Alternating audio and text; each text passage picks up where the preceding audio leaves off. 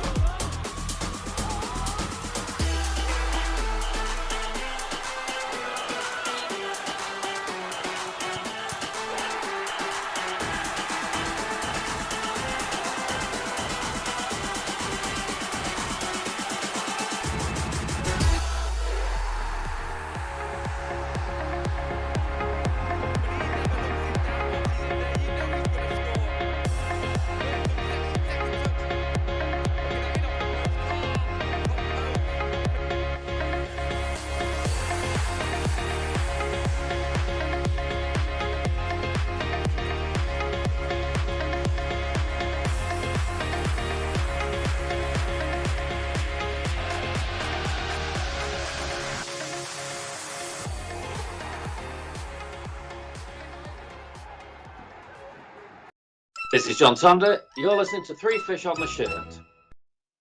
Hello, welcome to Three Fish on the Shirt for the last time in what we're calling Season 1, Episode 44. And it's our review of the season, Steve. Wow. Yeah.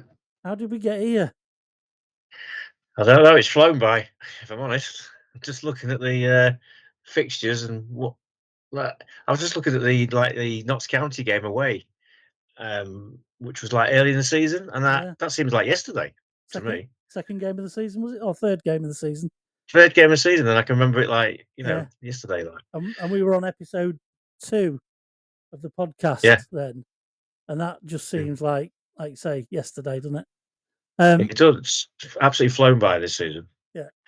And welcome to all our viewers and listeners, and thank you for being with us this season. We've said a few times that throughout the year, our numbers of people watching and listening has increased and increased.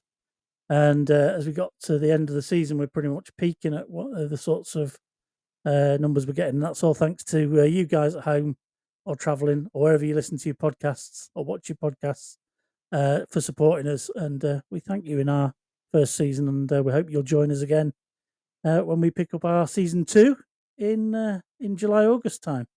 So thanks to everybody who's sort of helped us, taken part, and if anybody who does want to take part in future, feel free to get in touch. But we've had guests on who I'd like to thank. So we had Alan Wares came in for episode 7 to stand in when you were when we were in early days, and you were on holiday, Steve, holidaying in the football season, whatever next.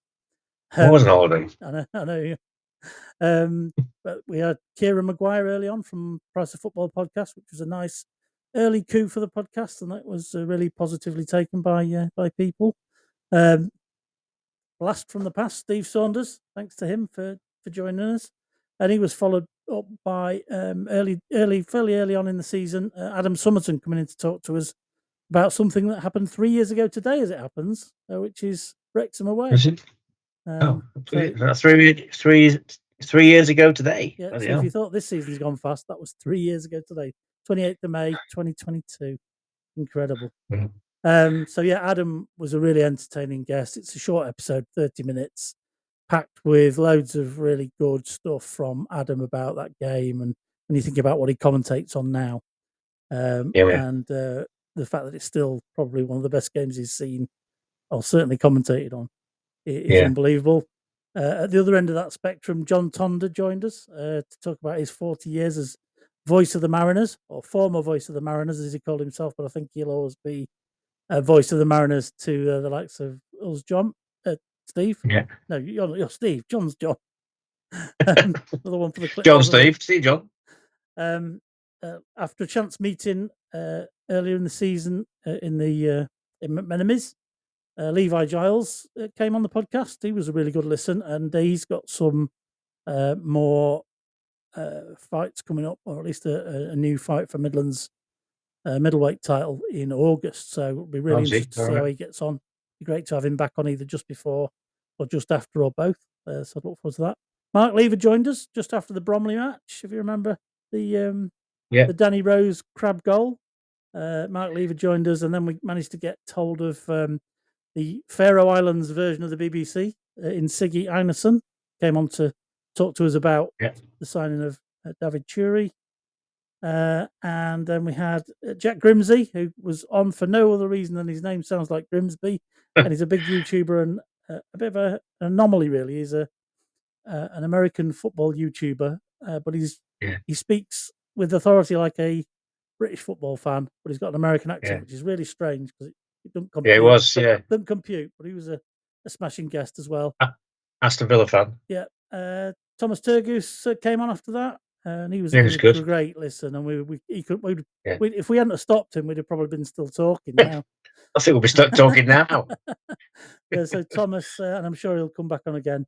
He's really keen to join us. Then we had Leifa from the Icelandic town supporters group, who I know keep an eye on the podcast. So hello to everybody in Iceland. Hello, Iceland. Massive coup to pick up our run into the end of the season. We had the irrepressible Dave Moore just before his retirement to talk about his retirement and his 9 years in football. And what a great guest he was, and I think it's not unfair to say that you and I were like kids in a sweet shop for that episode, Steve. Yeah, definitely. Yeah, but you did some great research on that, Dave. Honestly, the clips of his goals that all his goals he remembers, as he said. Even the ones in training. Yeah. And then, I know he's got 6, and 3 of them in training. Yeah, and at the very back end of the season, we had Rob Cavallini on to talk about his new book. You've got 2 or 3 days left to get your order in early for Rob's book. If you want the early bird price, which is I think it's 10% or 15% off, and you'll have that with your name in it if you order it by the end of May. After that, it goes up a little bit, and you won't be able to get your name in it. So if you want to get behind Rob's book, you've got till the end of May. Just hope I can get this episode edited and out by then. So, but thanks to Rob for coming on. He had some really interesting stories about where he ended up in his football journey, let's say. But he's a big town fan as well, and all that was extra to all the other stuff we had to talk about, which was the Mariners' season in League Two, our 3rd season after a sort of an 11th finish, a nearly disastrous relegation in the 2nd season, which we just managed to avoid, which we never seem to have a drab ending to a season, do we? And this season it was a little bit different. So we'll have a walk through the year, Steve, but I think it's fair to say there was probably a bit of fear after seeing the kind of early friendlies against the people like Shields, South Shields. Oh, I can't say the word. South Shields. Yeah. When we lost to them and kind of did decidedly average in some of the other games, and there wasn't really a massive sort of feeling of positivity at the start of the season, especially with us having been early relegated. And we kicked off at Fleetwood. So, how were you feeling at the start? What was your thinking? Well, it's just a bit of an unknown, really, from Artel coming in November, was it 23? Yeah. And then he came in and he said that we won't get relegated, didn't he? He said, we won't go down, but we were right down there. And I was like, and that was the end of last season. And then but he was start right. This season, he was right. He was right, but I thought it was a brave thing to say at the time. And he was, when he first came in, he was close to. I think he was only a couple of games from losing his job. Honestly, well, from what I saw, but the start of the season, I thought it could go anywhere. Anyway, I just didn't know. If I'm honest, can we see improvement? And we did slowly, but the first few games, we could see there was something there that was better than last season. And we'd signed. But I can't say I was. Sorry, go on. I can't say I was that optimistic to start with, but we'd signed slowly grew. A couple of good signings in George McEachran, who was a bit of an unknown quantity because you think of another League Two side letting him go, he might not be that great. And like to Kieran Green, weren't expecting him to be a big part of the early season sound side. I think everybody saw him as a bit part player. Curtis Thompson was injured. with quite a long injury after I think he did it Cleethorpes Town, did his hamstring or his groin It's something, yeah. at Cleeth Town, and that left the only sort of glimmer of positivity of Vernon was back, hopefully firing on all cylinders, and Jason Swanthorson had been signed, so there'd been the where's Dave Artell sort of mystery, hadn't there, around Easter time, I think it was, when he went out to Iceland to have a look at That's right. Jason, Yeah. and he was playing in his first game at Fleetwood along with Jordan Davies, who also came on in that match. But I think you're right; there was positivity, but it was a bit muted, wasn't it? Well, yeah, we just didn't know, these new signings how they're going to fit in, really. And you always want to get off to a good start, don't you? But yeah, and we had we lost. we lost at Fleetwood on the first day. We had the Yeah, luxury of being able to see the first game on a Saturday at 3:00 on Sky, even though it was within yeah, the embargo time. And I thought we looked good early on. Vernon and Swanthorson looked lively, but I think yeah, Swanthorson got a kick, didn't he, early on, and had to go off. yeah. He got a kick on his foot, didn't he? And went down. Thought, oh God, Yeah. here we go. And Because that felt a little bit like a portent of things to come on the injury front. But yeah, it was. But he certainly looked promising when he started at Fleetwood. he did, and then he had his lull, didn't he? I think he started to look good, and then he made a lot of mistakes trying to do things, didn't we? And Yeah. I can remember the Bradford game away, and he was trying things in the middle and was losing the ball, and I was getting frustrated with him, thinking, you can't do that there, you can't try that. But flipping that, he didn't have to improve. Yeah, but in the terms of the Fleetwood game, he was absolutely kind of an unknown quantity to us, and we're quite excited about. That's one of the things we were excited about, was seeing, Well, yeah, it was what he could do for us. I was stellar signing, wasn't he? Yeah, and the other, as we mentioned earlier, we were thinking about Greeny. We were thinking he's probably not the sort of player we want to kick off the season with. He's probably a fill-in if we're really desperate. That's it. This is what we had to say about him. I mean, Green, he is what he is, isn't he? He's a hard worker. I've heard it said a few times. Is he going to be the first name on the team sheet? Probably not. Gifted, but I mean, Green doesn't score any goals either. That's the other thing. He doesn't score many.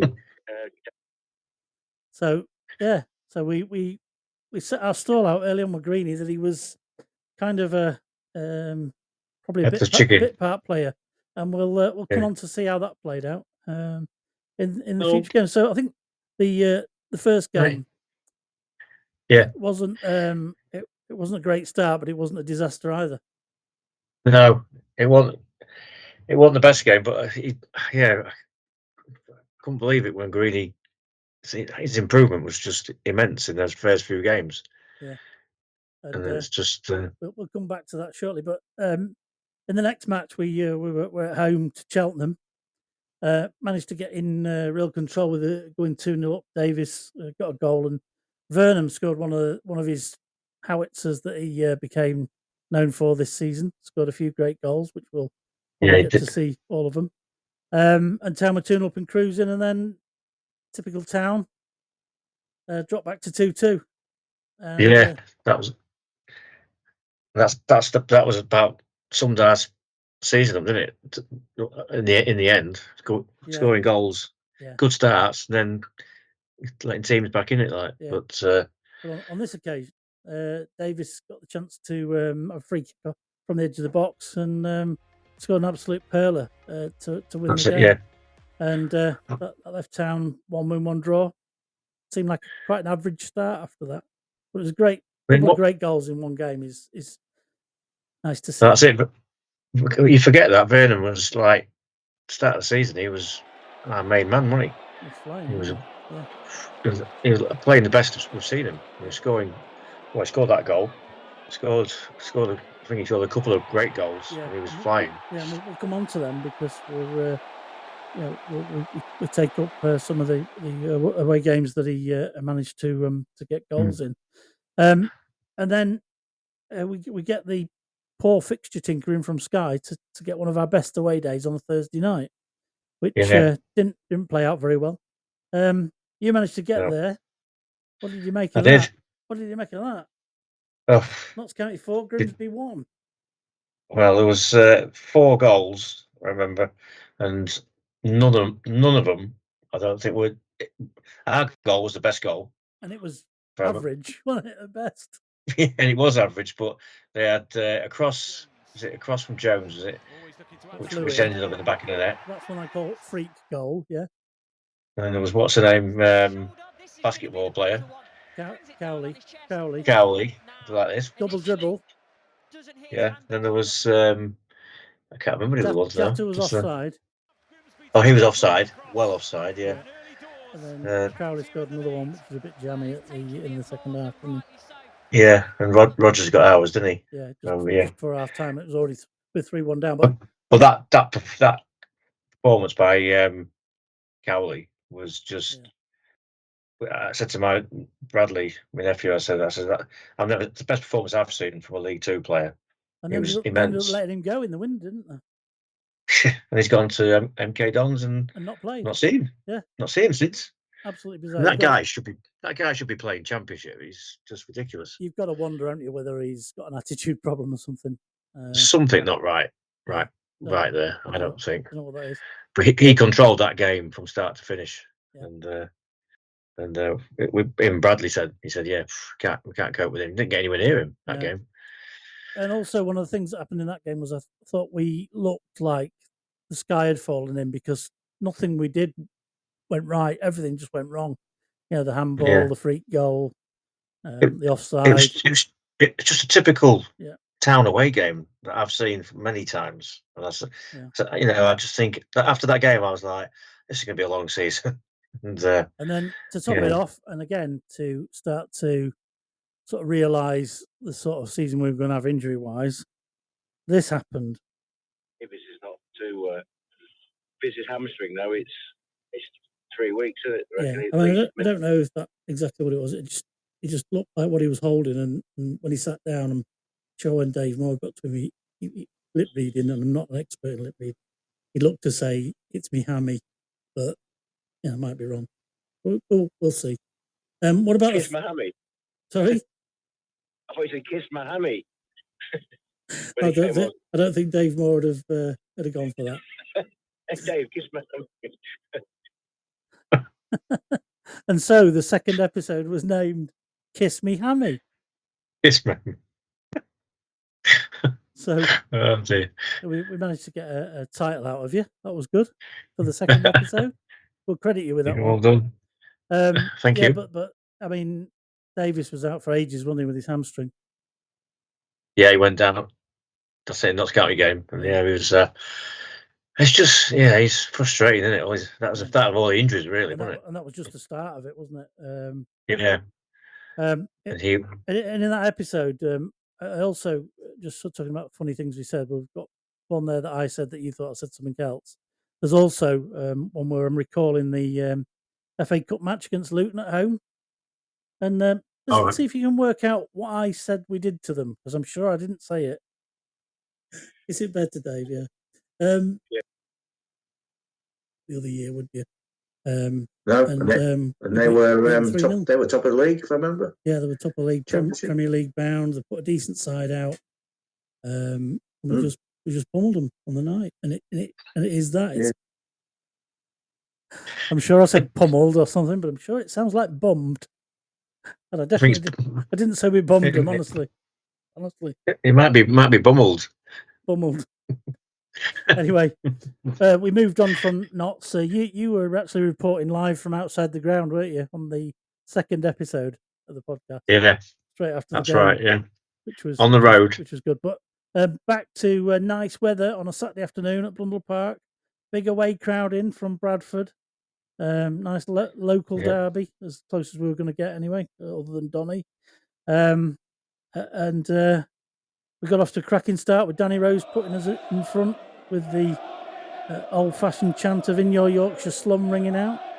And that's right. Yeah, we couldn't hope for a better start. Oh, that was a great game. That. Yeah. good crowding, wasn't there, as well? I think. Oh yeah, It it was, was a good between 7 and 8,000. There are always Yeah. better games, aren't there, when there's a big away following in.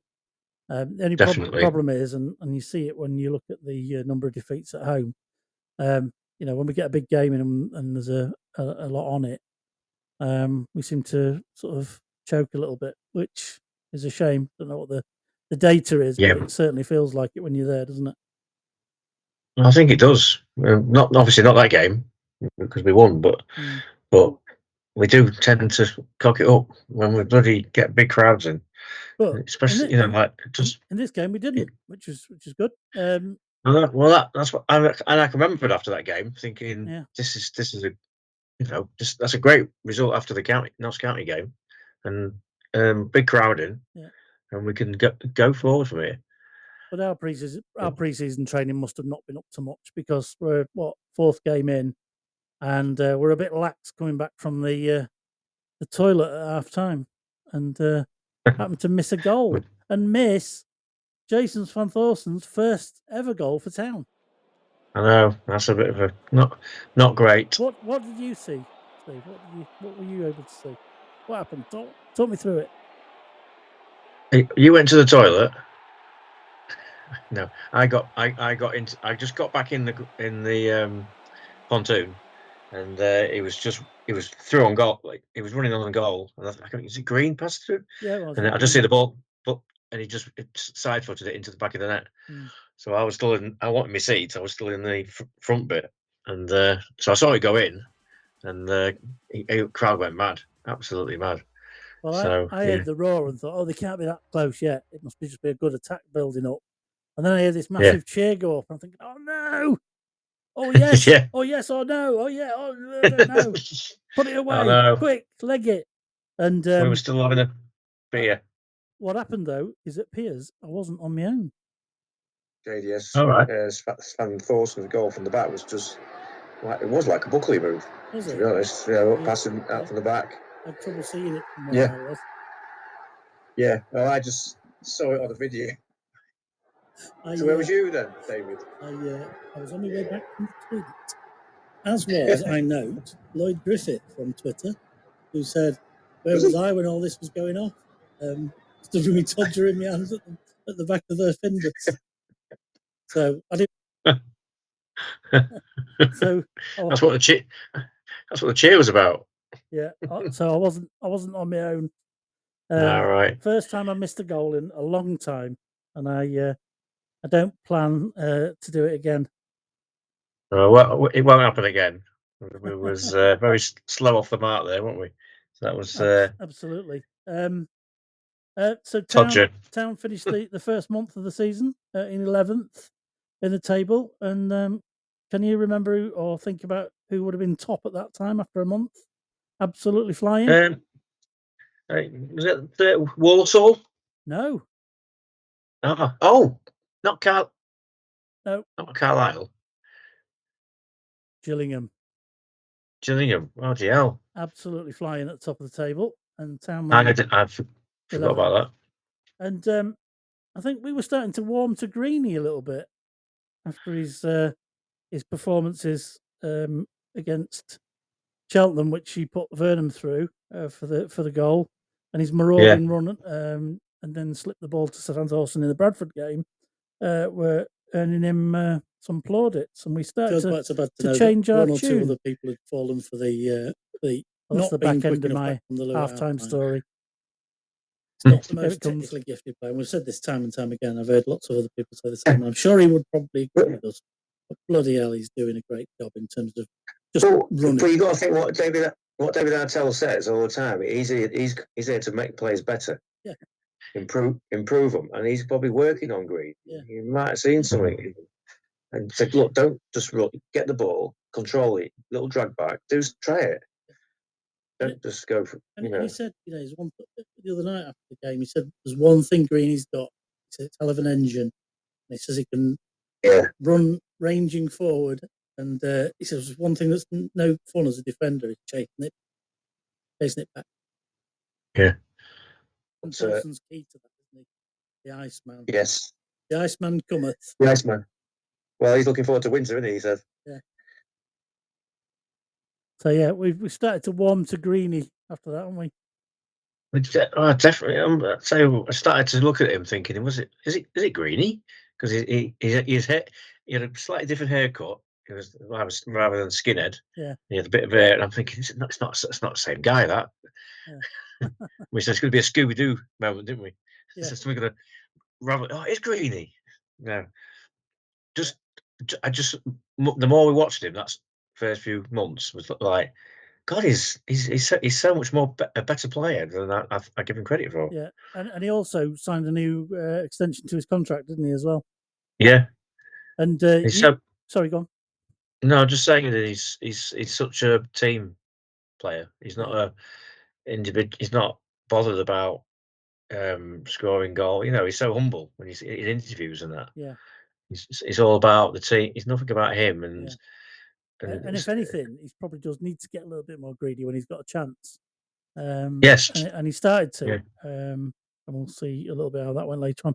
And you made a great point Mm. at the end of that clip about the Iceman cometh looking forward to winter, because it was interesting what I referred to Grimsby as and what he might be fearing.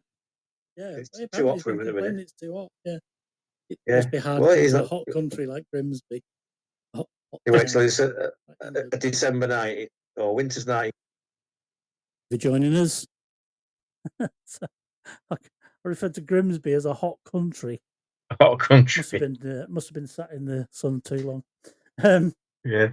Anyway, so yeah, Jason, great to see him get his first goal, and ending the month in 11th. I think we were all sort of relatively pleased about where we'd ended up. No, definitely. Yeah, 11th, sat 11th was better than down near the bottom where I thought we might be, but where everybody thought was going to be. Yeah, But, and we managed to get to our 4th episode by the end of the month, and following on from that, we moved into September, away to Chesterfield, and still sort of thinking, are we going to have a good season, bad season? It was 2 wins, 2 defeats, no draws. Yeah. And there was definitely some green shoots in the Bradford game, enough to get us feeling that we could do a good job. And last time we'd been at Chesterfield, Town had absolutely pummeled them 4-1.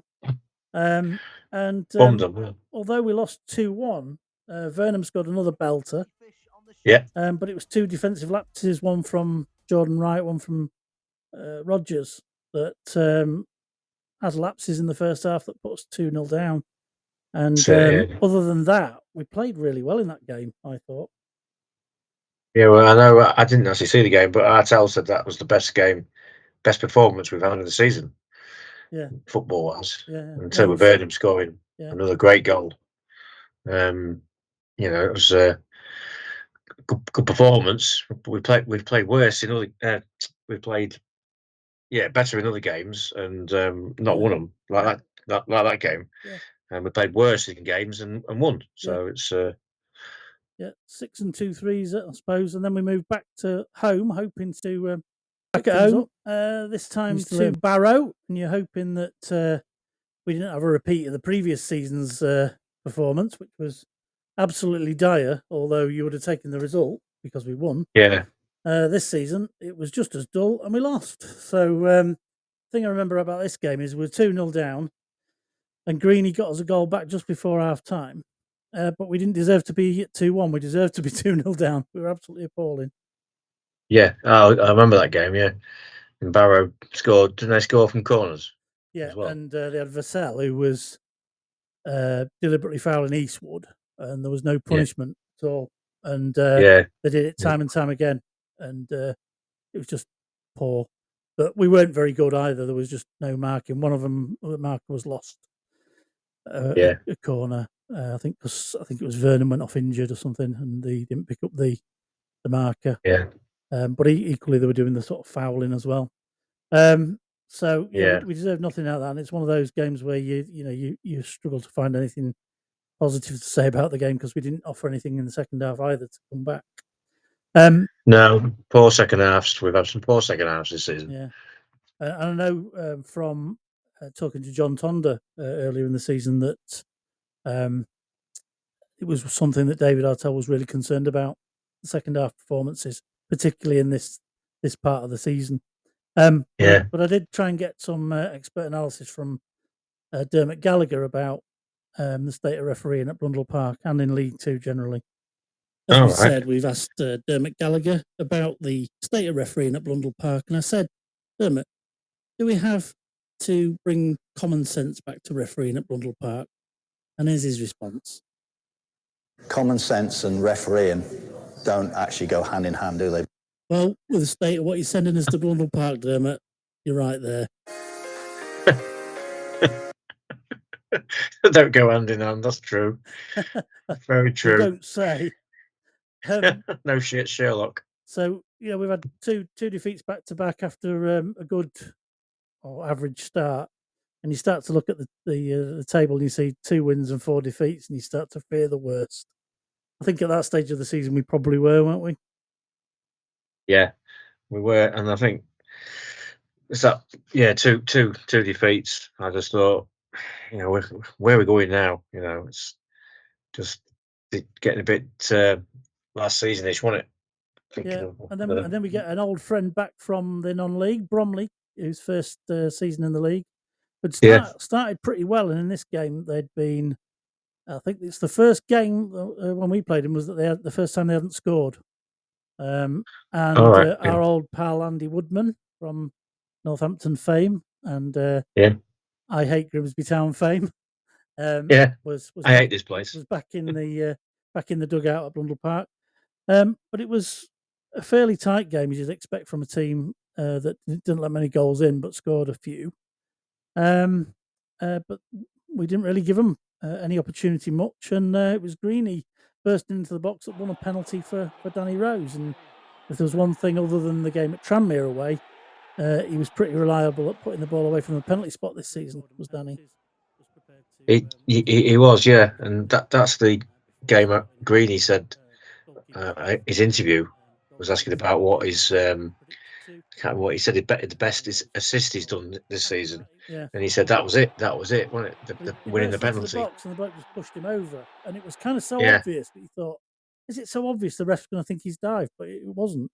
And again, it caused us to continue to keep referring back to Mr. Green. And I think you can hear a reverse bleeper in the background now, Steve. I don't think he would have started. Personally, I want to put him in if everybody was fit. I agree. Thompson. Well, we might not have got what we've had now if that hadn't have happened. So I know. And he's just took his chance, and he's like a different football altogether. And I think that's one thing you can never doubt about him was his effort was always there, but given the role he's been given now, it suits him perfectly. Yeah, as long as it continues, that'll be brilliant, and he'll stay in the team. David Artell said. There you go. We're reverse bleeper in full operation on our part there, Steve, from the first game to game 6. Yeah, Greeny. And Greeny. I think it's safe to say now we know that it wasn't a flash in the pan either. Doing this as a review, and if you thought us being wrong and berating ourselves for being wrong was one thing, we had a little bit of a tiff as well about our little attendance competition. I think there's mitigating circumstances in there. What, that you just crap at guessing? No, it's the fact that you asked me when I'm not expecting it and I haven't had a chance to think. Well, actually, every time one of the video clips is really you stick the camera in front of me and I go, quick look round and think, oh, whatever. Well, that's the game. That's the game. You know how big the ground is. You know how many people there. You've been going there 40 years or more. So we had a little tiff early on. No, it was no, didn't do that. I forgot that. Yeah, no, it's it's funny the things you remember and things you don't, but I do remember it quite well. Yep. Well, when if I say no, my first opening word in a sentence, then it's a tiff. Yeah. No. That's what Lucy says that. When you saying that? Oh, we've got proof now. Yeah. No.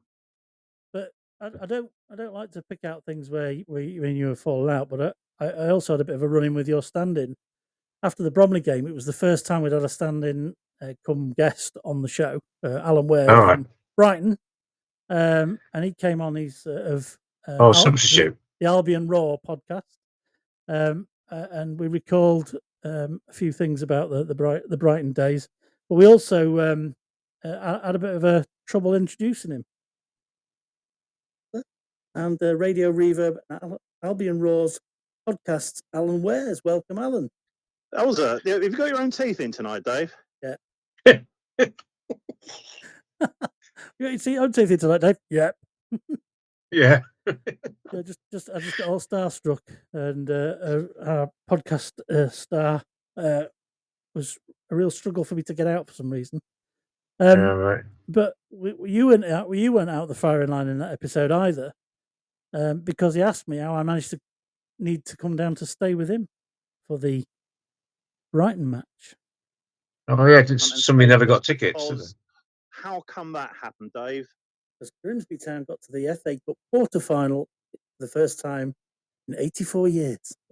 And what did you do about your tickets? You cocked it up, didn't you? I sort of. My erstwhile presenter, colleague, co-host of this podcast, cocked up, and because he went for tickets for the Southampton game, quite easily and comfortably got one of the 4,000. Thought it would be just as easy to get them for the Brighton game, which was at weekend, and I was too late getting them. And I love the way you've just thrown him under the trawler. Oh no, he's definitely in the trawler. But yeah, he's definitely in the net. So yeah, you weren't averse to criticism after the Bromley game. Where did you go? Where did you go this time? That particular holiday? When would that be? Was that be in last year? September. No, not last year. That's a while ago, isn't it? September 2 years ago. Last year. No, it was September last year. 2024. Oh, it was in America, in New York. Ah, right, yeah. So you would have missed the Bromley game then. You wouldn't have seen that. Yeah, that was. No, I wasn't. No, I thought you were about the Brighton game. I didn't go to the Brighton game. Oh, the Brighton game. No, I was about the Bromley game. Sorry. Oh, the Bromley game. Did I go to that one? Well, you weren't. I was at the Bromley. I was at the Bromley game. Yeah. It must have been when we recorded the episode. You must have not been available. But also, I'd taken Alan to the. I cocked up on the Brighton tickets. Yeah, I know I did. I can. Well, it's all right. It's done now. It's just we're just laughing back at it now. And Alan also was impressed with the fan zone. But he used a phrase I've never heard before. The fan zone.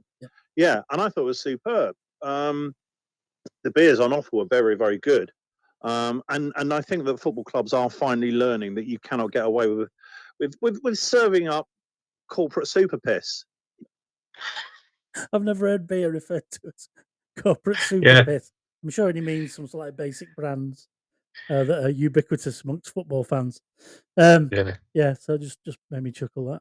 And I also seem to allege that Jason Stockwood had moved into a new career.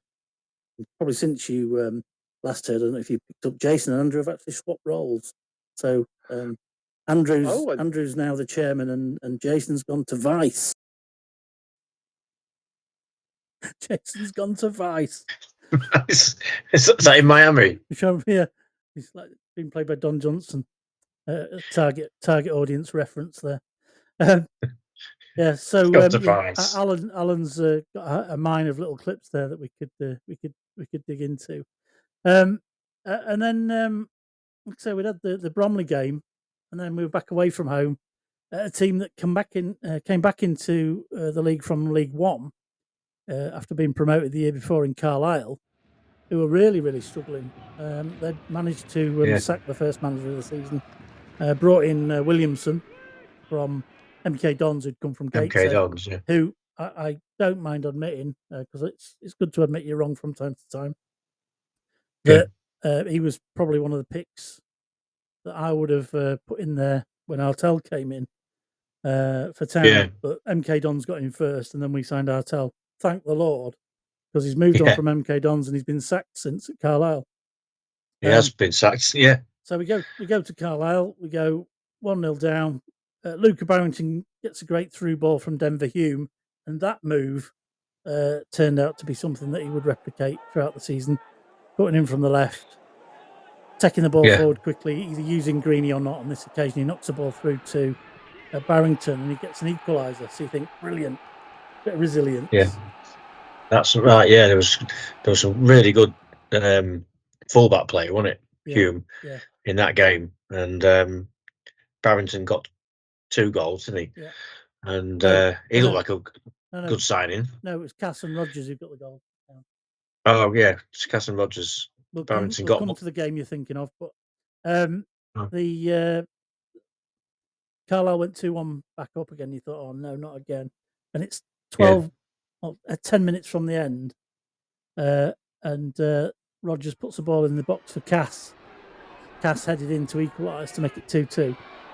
And you actually were away, coming back from wherever you'd been, and you messaged me to tell me that we'd scored the winner. I didn't even realise because I was busy. Oh right, yeah. And I got the message. Oh, equaliser, yes! And the second message was winner, yeah! Oh, brilliant, brilliant! And that's coming back from behind, which we don't do to win a game. And 2 games on the trot for the first time in the season, and probably for a long time. I think that's when I started to think this could be a good winning there 3-2. Yeah. Could be a good season. That's when I first started to. But then, of course, that was tarnished by the injury to Eastwood. Yeah. So I think it was something like the 18th minute, something like that. Seb Orton. It was when they scored, wasn't it? He dived on the line, slid That's onto the post, and the little angle iron between the post and the bar that was across the bottom snapped his ligament in 2 on his knee. Wow. That's it. So painful. Horrific. And the fact that he made it back before the end of the season was nothing short of incredible. But it gave Seb Orton the chance to come on, and I don't think he had massively much to do. Bit of heroics to get a win in his first ever start. To come on for your debut and then get a win or what as well. It's great. It's one of those great roles you don't expect to get substitute appearance, isn't it? Yeah. So Seb Orton, he's still at the club, isn't he? He's highly thought of as well. I understand that. Yeah, I think he will play. It could. He's only young, isn't he? Young, isn't he? So he could play a part in this next season as a sub. I would have thought, but we'll see. After that game, we had our first big interview guest on in Kieran Maguire. So Kieran Maguire from the Price of Football podcast, very well known for popping up on the news with any sort of football finance stories, agreed to come on and speak to us about Town's ownership. A great episode in its own right, if you want to listen. But he gave us a bit something to chuckle at as well. When he recalled a time in his Brighton following days when he came for a night out in Cleethorpes. One was the season we were both relegated from the equivalent of the Championship. And we went up the night before, and I ended up in this nightclub, and one of your local ladies decided to say, she gave me the immortal words, you fancy coming outside with me? I've never had a Cockney before. I'm going, I'm from Brighton. She said, that's close enough. Same thing. Well, at that point, we'll say no more. Yes. I think we probably know where you went now.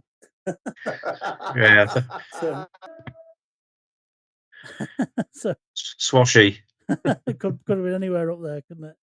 Swashy or Cleethorpes or somewhere. Barcelona club. If it had been midweek, I'd have said Winter Gardens Wednesday night. Bloody hell! That's been knocked down. It's been knocked down 15 years. Or more, yeah. Well, can you remember Wednesday nights at the Winter Gardens? Bags Ball. Grab a granny. Bags Ball. Oh yeah. I had my wedding reception there. What, at the Bags Ball? Not on the. That would have been a clip in its own right if we'd have been recording this now. The Bags Ball. So that's midweek pick me up, as they used to call it. So that's another month out the way. September's done. Gillingham still flying at the top with Barrow right up there and Town still in 11th. So again, recovered it a bit.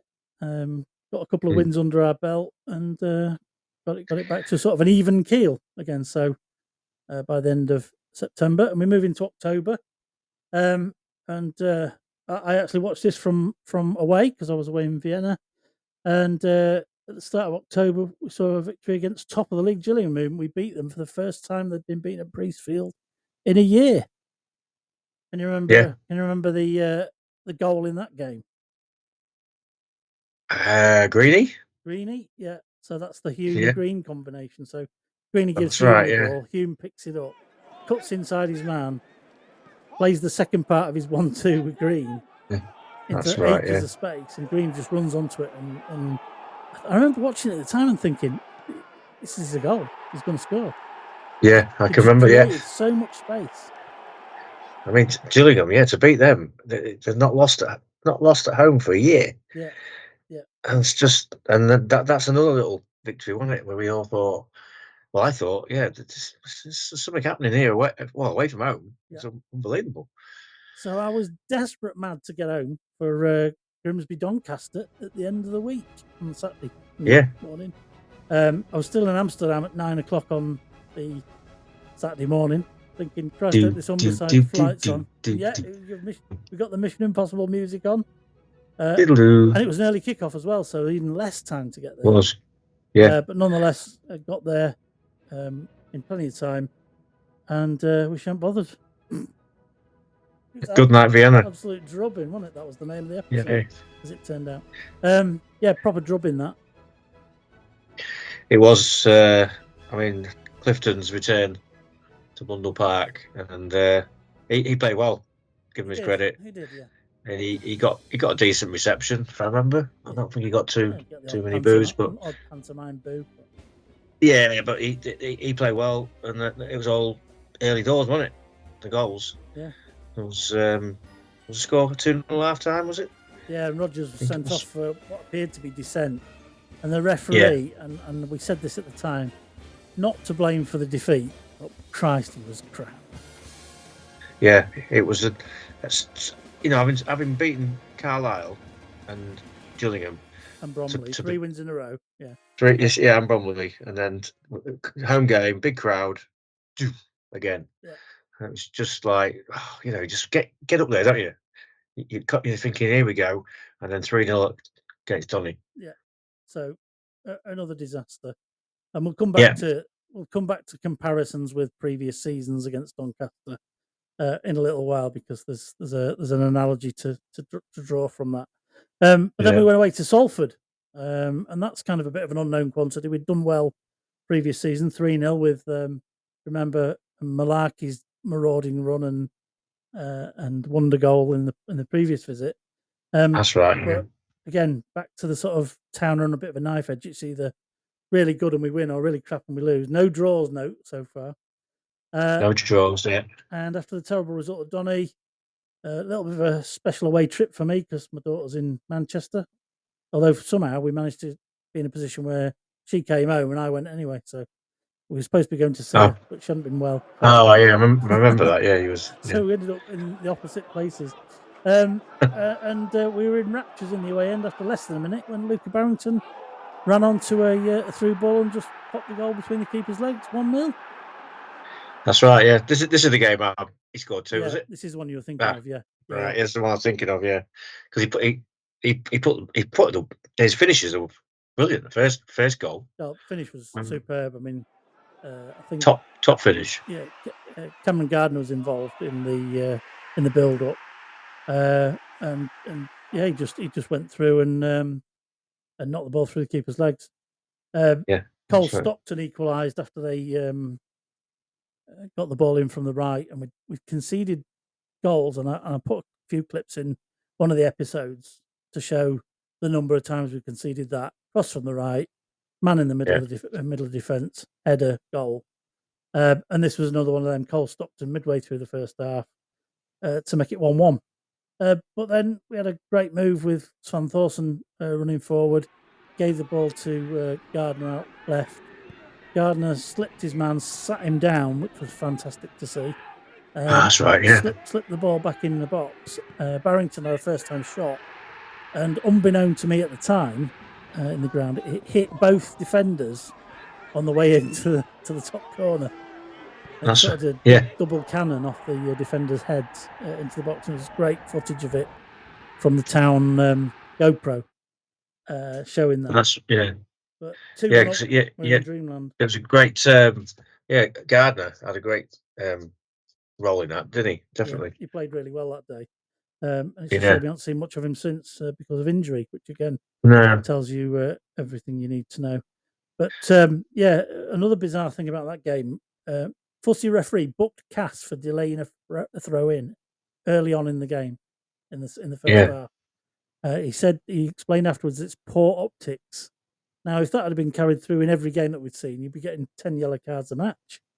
Absolutely. Unbelievably fussy git. But yeah, just something that came to mind, as well as Carl Robinson, the Salford manager's rant after, which just made me laugh because he's a bit of a dick, for want of a better way of describing him. I'm pleased. Yeah, he's a bit of I don't like him. Please Salford never got up or got in the playoffs. But it did sort of underline the poor state of League Two refereeing, I have to say. Yeah, it's been dire, the refereeing. I can't remember, maybe one or two games when it was good, but honestly, it's just the standards. And David Artell never. He has a little whinge about it, but he doesn't go on about it, does he? About referees. No, he just thinks that he tries not to. He just says, "Oh, Monday they're going to go back to be a plumber or whatever they are because they're all part time." He has that little dig. Yeah. But so something's building here now, and we've got an away run going on. So we've got something like 3 away wins in a row. And we're flying again. We feel like we're flying again. So we get back to Bundle Park and think, right, we need to avenge last year's drubbing off of Walsall. One of the things I remember saying to you before I got pulled away from the ground after 2 minutes was we need to watch Walsall because they give away a lot of possession, but they are stuffing teams, and they'd started to come to the fore at that point.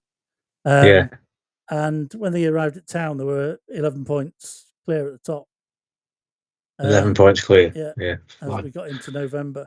And remember, they'd beaten us 6-1 on New Year's Day, not the previous New Year's Day, the one before.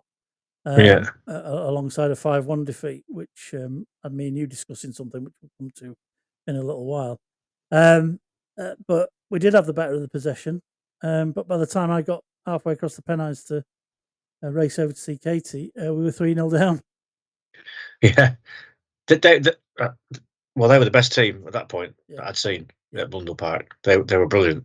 Yeah. I thought they were There's some cracking goals in that game. That Jealous goal where he just volleyed it out of nowhere. Hell of a goal.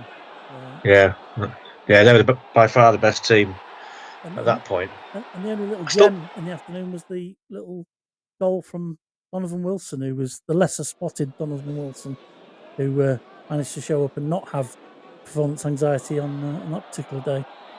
Yeah, that was his only goal, wasn't it, this year? Was it? I think it probably was. Yeah. He's the only goal. Yeah, so that was 4-1 battering at home again. So yeah, and you feel like we've done a load of steps forward and a load of steps back. But we got the chance in midweek because the fixture list had dealt us a bit of a blow, or for me personally anyway, a bit of a blow by putting both Tranmere games on a Tuesday night. For me and make it a bit more awkward for me and my mate Paul, who I has just retired from work. So best wishes, Paul, to you in your retirement. I'll do it. And join soon. Yeah, we managed to get to both games, thankfully. And on that night, Town played really well. Tranmere were having a real bad run of form, especially at home. Their goalie tried on a couple of occasions to let us in by racing out of his goal to balls you didn't think he was going to get to. And despite a tight match, in the second half, there was a long ball forward. I think it was from Barrington. Shoved it forward to a big Bikwu, who was battling with the centre half to get the ball. Running forward, keeper came out. He and the defender both missed it, and a Bikwu was through on goal. Really tight angle, but just rammed it in. Really tight. That's right, from the left side, wasn't it? Yeah. He managed to get great finish. For a 1-0 win. Rose missed a penalty uncharacteristically, and that was 4 away wins on the trot. Absolutely unbelievable sort of territory to be in. But it kind of put the Walsall game to bed and hopefully gave us a bit of something to hope for against MK Dons on the Saturday. That's right, yeah. The away form was just phenomenal. Yeah. It was best in the league, wasn't it? Yeah, and I stayed with our Katie the night after in Manchester, and I think I came home. I stayed the night before. I remember ringing you up on the way home, going, "Yes, get in, get in! I've been holding it all night. Yes, come on, it was good." So as Town had done on the seesaw of their performances this season, came home from the away win, hoping for a win on the Saturday, and it was MK Dons, who, if you remember the season before, had been kind of the start of our upturn to stay up. If you remember, they were quite high up the table, and we played really well and beat them 1-0 on a Tuesday night at the park. That's right, yeah. But we went down 3-1 in a pretty horrible performance against the Dons. Yeah, I can't remember much about that game. I don't know if it's, I don't. And it's probably our memory's been kind to us. Yeah, probably. I'm trying to think who scored the goal for us. We finished. Yeah, I don't remember much about that game. That's strange, that. I can remember all the other games. Danny Rose put us ahead in the first half, if I remember rightly. He went through onto a ball, and keeper came out, and he kind of stretched out and swung his leg at it. And I don't think we were expecting it to go in, and it went in. So we won up at half time, and then we just blew it in the second half. And it was one of those. Another second half debacles. Debacle, yeah. So it was one to forget, that one. And so away form flying away, aren't we? Yeah. And at home, really, really struggling by this point. But finishing the month in 10th. But at this point, remembering we've just done August, September, and October, 25 goals conceded. Yeah, which is a bit of a concern. In that game, as I say, Rose has scored for us, but we've let in 3, which was kind of the feature of some of these games. So we'd let 3 against Donny, 4 against Notts County, 4 against Walsall, and 3 against MK Dons. And even though we'd won a few games, the few defeats, there was very few of them we'd lost by a small number of goals. So it was a bit of a worry. But anyway, we move on into hence our negative goal difference. Yeah, into November, and we've got the opportunity to have a bit of a break from the league, get a cup draw, maybe a big team away, or a little team at home we can beat. And this is what happened in the draw. 24. Grimsby Town also been drawn away in each of their past 5 ties. At home this time. And they will be welcoming winnable Wealdstone. Jeez, I've forgotten about that game. Wealdstone. I've forgotten. Winnable was my comment. Ooh, winnable. What an idiot. Winnable. What an idiot. What an idiot. What a shocking game that was, I remember. We didn't get, but we'd had some really crap defeats, and that Wealdstone one was a real big defeat. We've not covered cup games in this, and I'm not intending to. But it did remind us of our ability to try and find some positive out of negatives. Listen to this little conversation about us talking about our defeats to Walsall and Doncaster. I've been thinking, actually, in a weird positive way. Last season we lost to Doncaster 5-1, and we only lost 3-0 this year. That's improvement. I was thinking exactly the same. We lost to Walsall 6-1. No, lost 4-1 this time. Yeah. So we're getting 2 goals. So next year, 2-1 and 2-1 and 2-1. Yeah, or if we progress a bit faster, we might even get draws. I don't know. Well, they might have gone out. It was good comments. True. The endless positivity of being a Town fan. Yeah, we lost. That is 5 and 6-1 to them. We lost 3-0 and 4-1 this year. Yeah, we lost 3-0. Next year, we might get a draw. It just tickled me that listening back to that. Honestly, that is typical. That's just being a Town fan, that, isn't it? Yeah. and I also uncovered a couple of, you say stupid things and you probably don't realise them at the time, but listening back to the episodes when I was listening to see if the quality was all right and things like that, I noticed a couple of odd things I said after the or in the episode about the Tranmere away game. Listen to these. Some other crap teams that we beat. If the is corner from the right, man runs in unheaded. I hope he didn't come in unheaded. Okay. I said their player came in unheaded. Just imagine like the headless horseman with his head under his arm. And then there's me referring to the state of the town team as compared to the game on Saturday. So Town took the field with an unchanged side, apart from McEachran. I guess that means it wasn't unchanged, but McEachran was rested. Ainley came in. So it's unchanged team apart from the changes. Oh dear! That's a Murray Walker. That that was a Colemanballs. Murray Walker comment when he said, "Oh, here comes the Ferrari. It's a unique car." This, and he says, "Oh, here comes another one." There's a clip of him. He's commentating on like mini racing on one of these circuits, and he says the real advantage of being in front is a clear windscreen, and with that the mini's bonnet popped up. He just couldn't say anything. But yeah, I like that though. The curse of the Town's unchanged team apart from McEachran coming in. Blah blah blah. Yeah. Never mind. We'll do it. Just shows how consistent we are with the professionals. So then it was back to a really tough test. One of the other teams kicking around at the top of the tables, Wimbledon, and we had to play them away. It's where we ended up the final game of the season at home against them, which is probably more recent. But this game saw Greeny and Rosie getting the headlines again.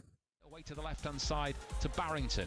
Green tight to the left touchline. Ball in towards Danny Rose, who's opened the scoring for the Mariners. What a brilliant ball into the penalty area from Kieran Green. And there was Rose to head in.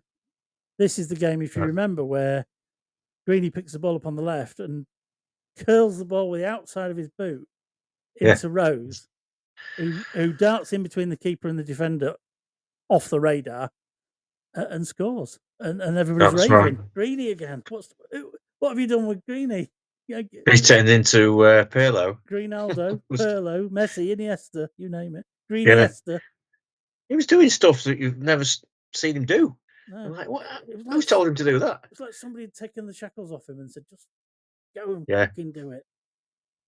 And what a great win there as well, keeping a clean sheet.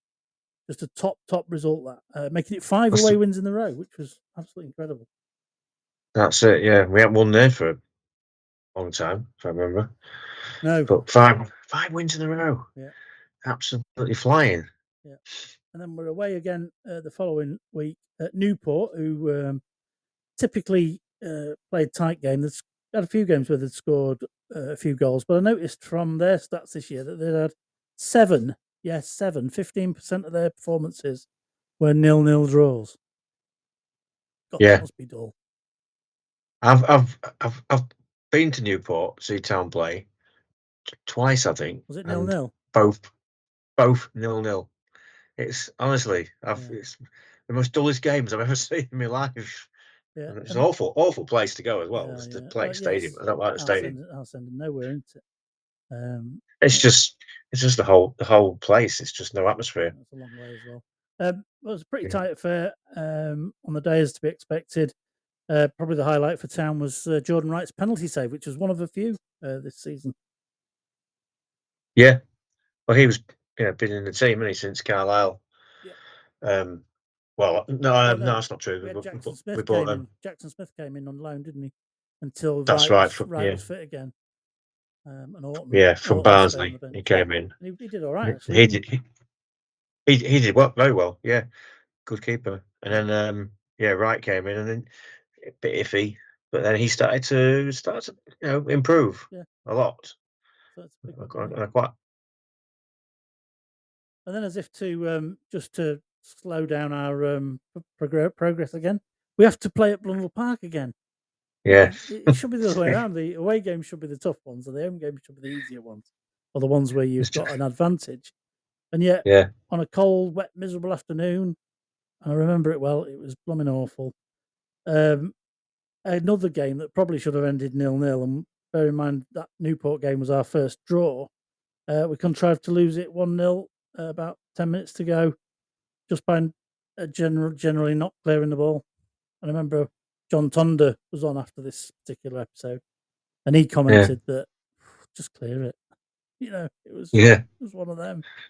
No, it's just such a. I think you were proper miserable after that game. If I remember. I don't take defeats well. I'm stoic a bit more after a day or two. But yeah, 3 games in the month. We'd won 1, drawn 1, lost 1, scored 1, let 1 in, for 4 points. You weren't happy. Finished bizarrely in 9th. In November, so 9th at the end of the season after 1 draw, 1 defeat, and 1 thing. But we've gone up a place. We felt quite buoyant at that point, because that's the other thing we noticed about the league this year was anybody could beat anybody, and they were doing. They were doing, yeah, and we were still 9th, but we were.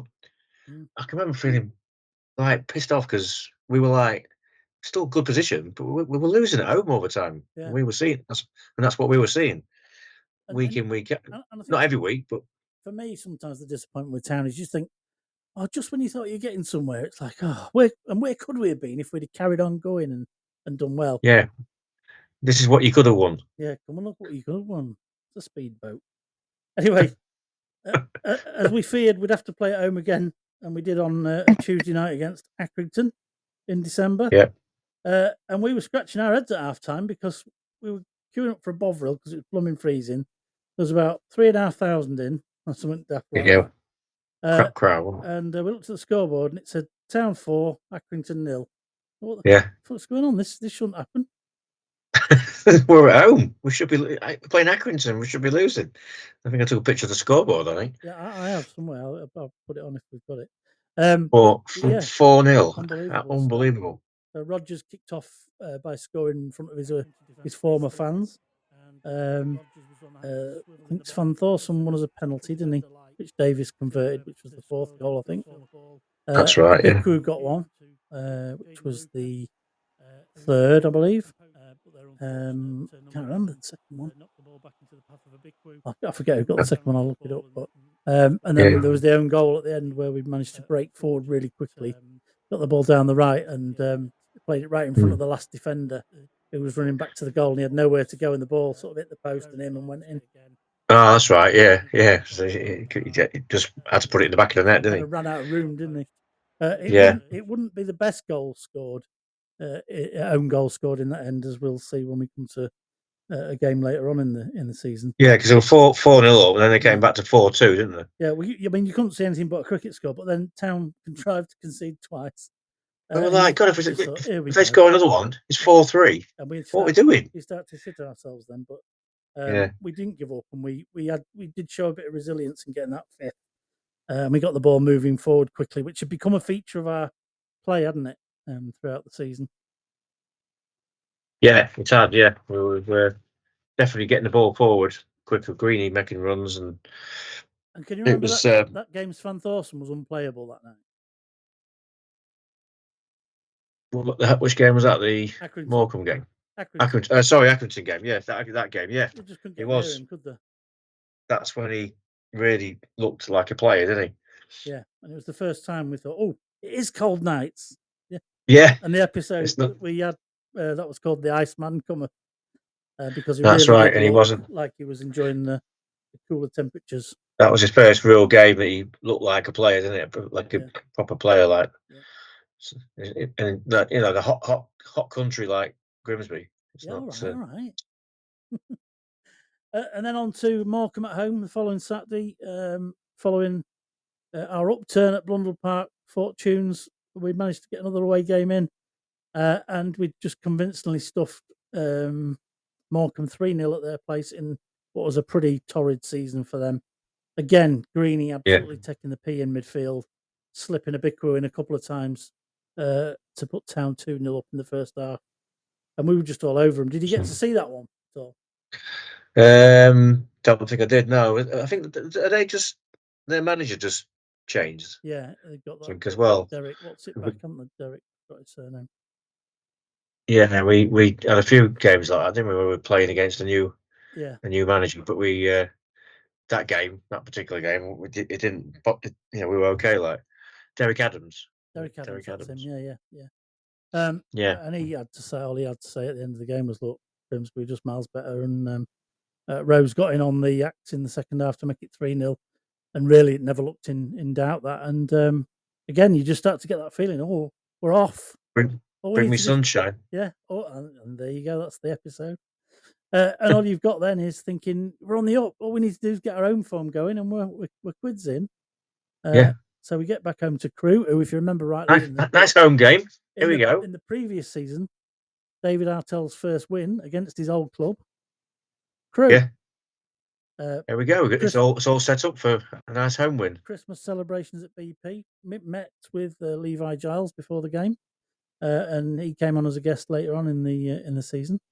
But we were undone by two really quick breaks, if I remember, from Crewe. We just got done on the break twice, nearly the same thing. Yeah, I think that I can't remember much about that game, to be honest. The defeats seem to go into oblivion. Yeah, just go back. But yeah, we couldn't turn that round, and again, it was just really disappointing to see the away fans celebrating as you go out the ground again. But yeah, another disappointing home defeat against a team we should be beating at home. Yeah, it's a team we should be at least competing with. We just didn't. We knew they were a good side, and they knew they had the players to hurt us, but we let them. And poor at home again. And then the game we desperately wanted to win amongst all of the games, if nothing else, was the following game away at Swindon. Yeah, against Hollowhead.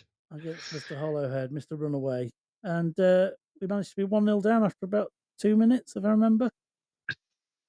I did watch that game. Yeah. Yeah, I mean, it was... And the disappointing and the wheels are starting to come off. It turned out that a load of the side had a bug in the week, and they were down to the bones of the bare arse by the game day. And when Tishmanga scored his regular goal against us to make it 3-0 against us, thought, oh God, this is it. Rose managed to pull one back from the spot after Corey had been pulled down, but it was to no avail, and Town went down 3-1, and everyone was a bit sore about that game. So we were then looking forward to the pleasure and privilege of being at home again for the two pre-Christmas games. So we had Harrogate at home and Port Vale at home.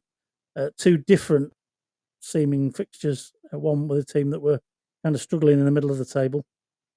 We regularly struggle against. I don't think we had ever beaten them. And then Port Vale just after Christmas. So the big thing about the Grimsby Harrogate game was Evan Corey getting his first goal for the club. That's right. Yeah, I remember that goal. He was he played well that game. He's had a good season, and to get his first goal was fantastic. Flying header in front of the pontoon, when it dived in and just glancing header into the. That's right. Yeah, I think I said to you, great to get your first goal for Town at home in front of the pontoon. Yeah, exactly. As well, and a decent crowd in. So yeah, he went on to have a decent, a good season overall. Yeah, and he grew and grew as well, didn't he? He did, yeah. And he needed to start scoring goals, which he knew, everybody knew, and he did. And I think he can score more. Yeah.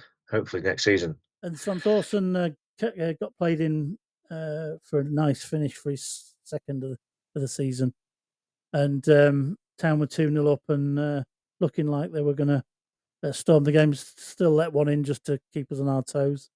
But a nice 2-1 win against Harrogate was a nice relief compared to what we'd had done to us by them in previous matches. That's right. But really, the sterner test of Christmas was to come against Port Vale in our heads, I think. Well, yeah. I remember standing with you having a pint before the Port Vale game, and I said, and I quote what I think I remember saying. I said something like, "Wouldn't it be great if we could just get 1 or 2 or maybe 3-0 up and be a bit comfortable?" Yeah, that's right. I remember you saying that. I didn't believe it. But No. the thing about the next game, the Port Vale game, was we started well, didn't we? Although they were flying high, we started well. We started really well in that game. We were kicking towards the pontoon. Yeah. First half.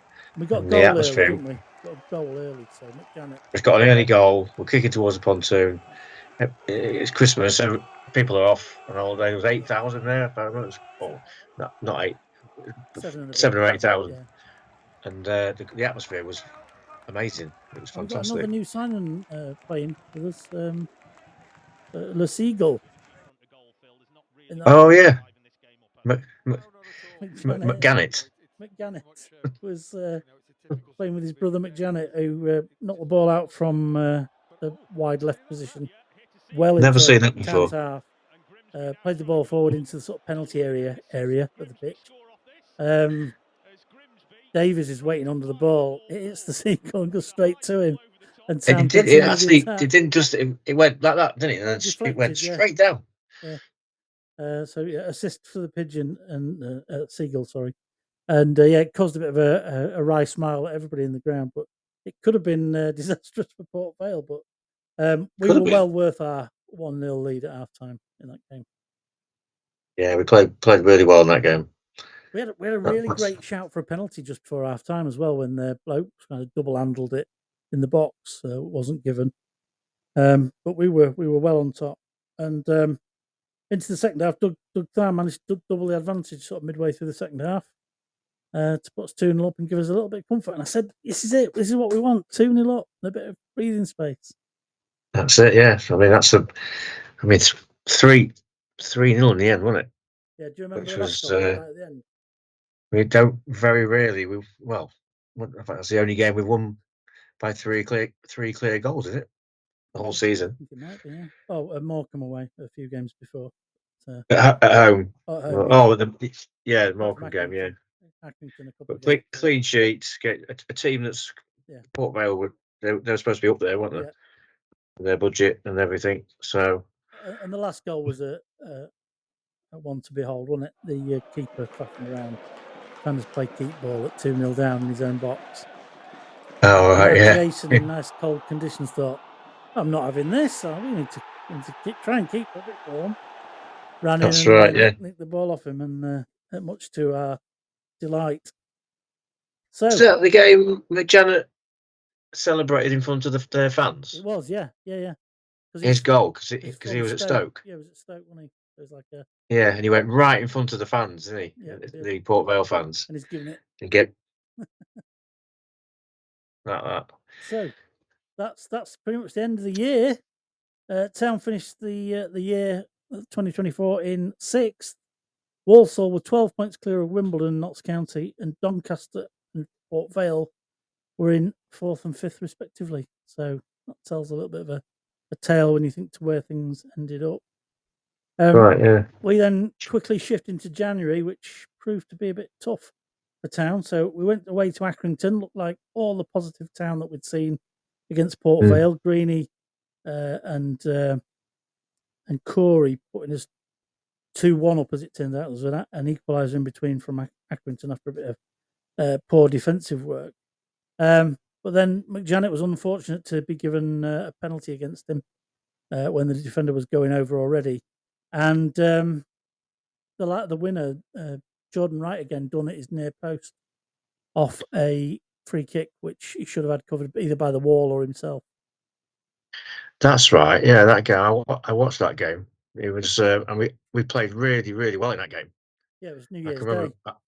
It was New Year's Day. That's right, because I'd done my New Year's Day run in the morning, and I was watching it at the in-laws, and I thought we just looked like a proper team. That first half. That Greeny header, sublime, wasn't it? And then Corey's fantastic. Finish, Yeah, I just thought, oh, this is superb. yeah. And It was absolutely fantastic performance that by Town up to the last 10 minutes or whatever it was, 10, 15 minutes. And it was we contrived to lose. I've written here, and it really was sort of we gave it away as opposed to us, as opposed to them winning it. I think that's right. Yeah, it was something really we need to consider about tightening up when we, if we want to improve. Sorry, you were saying. No, just that game. I just remember being so disappointed about that game. Yeah, because we played we looked really good football team.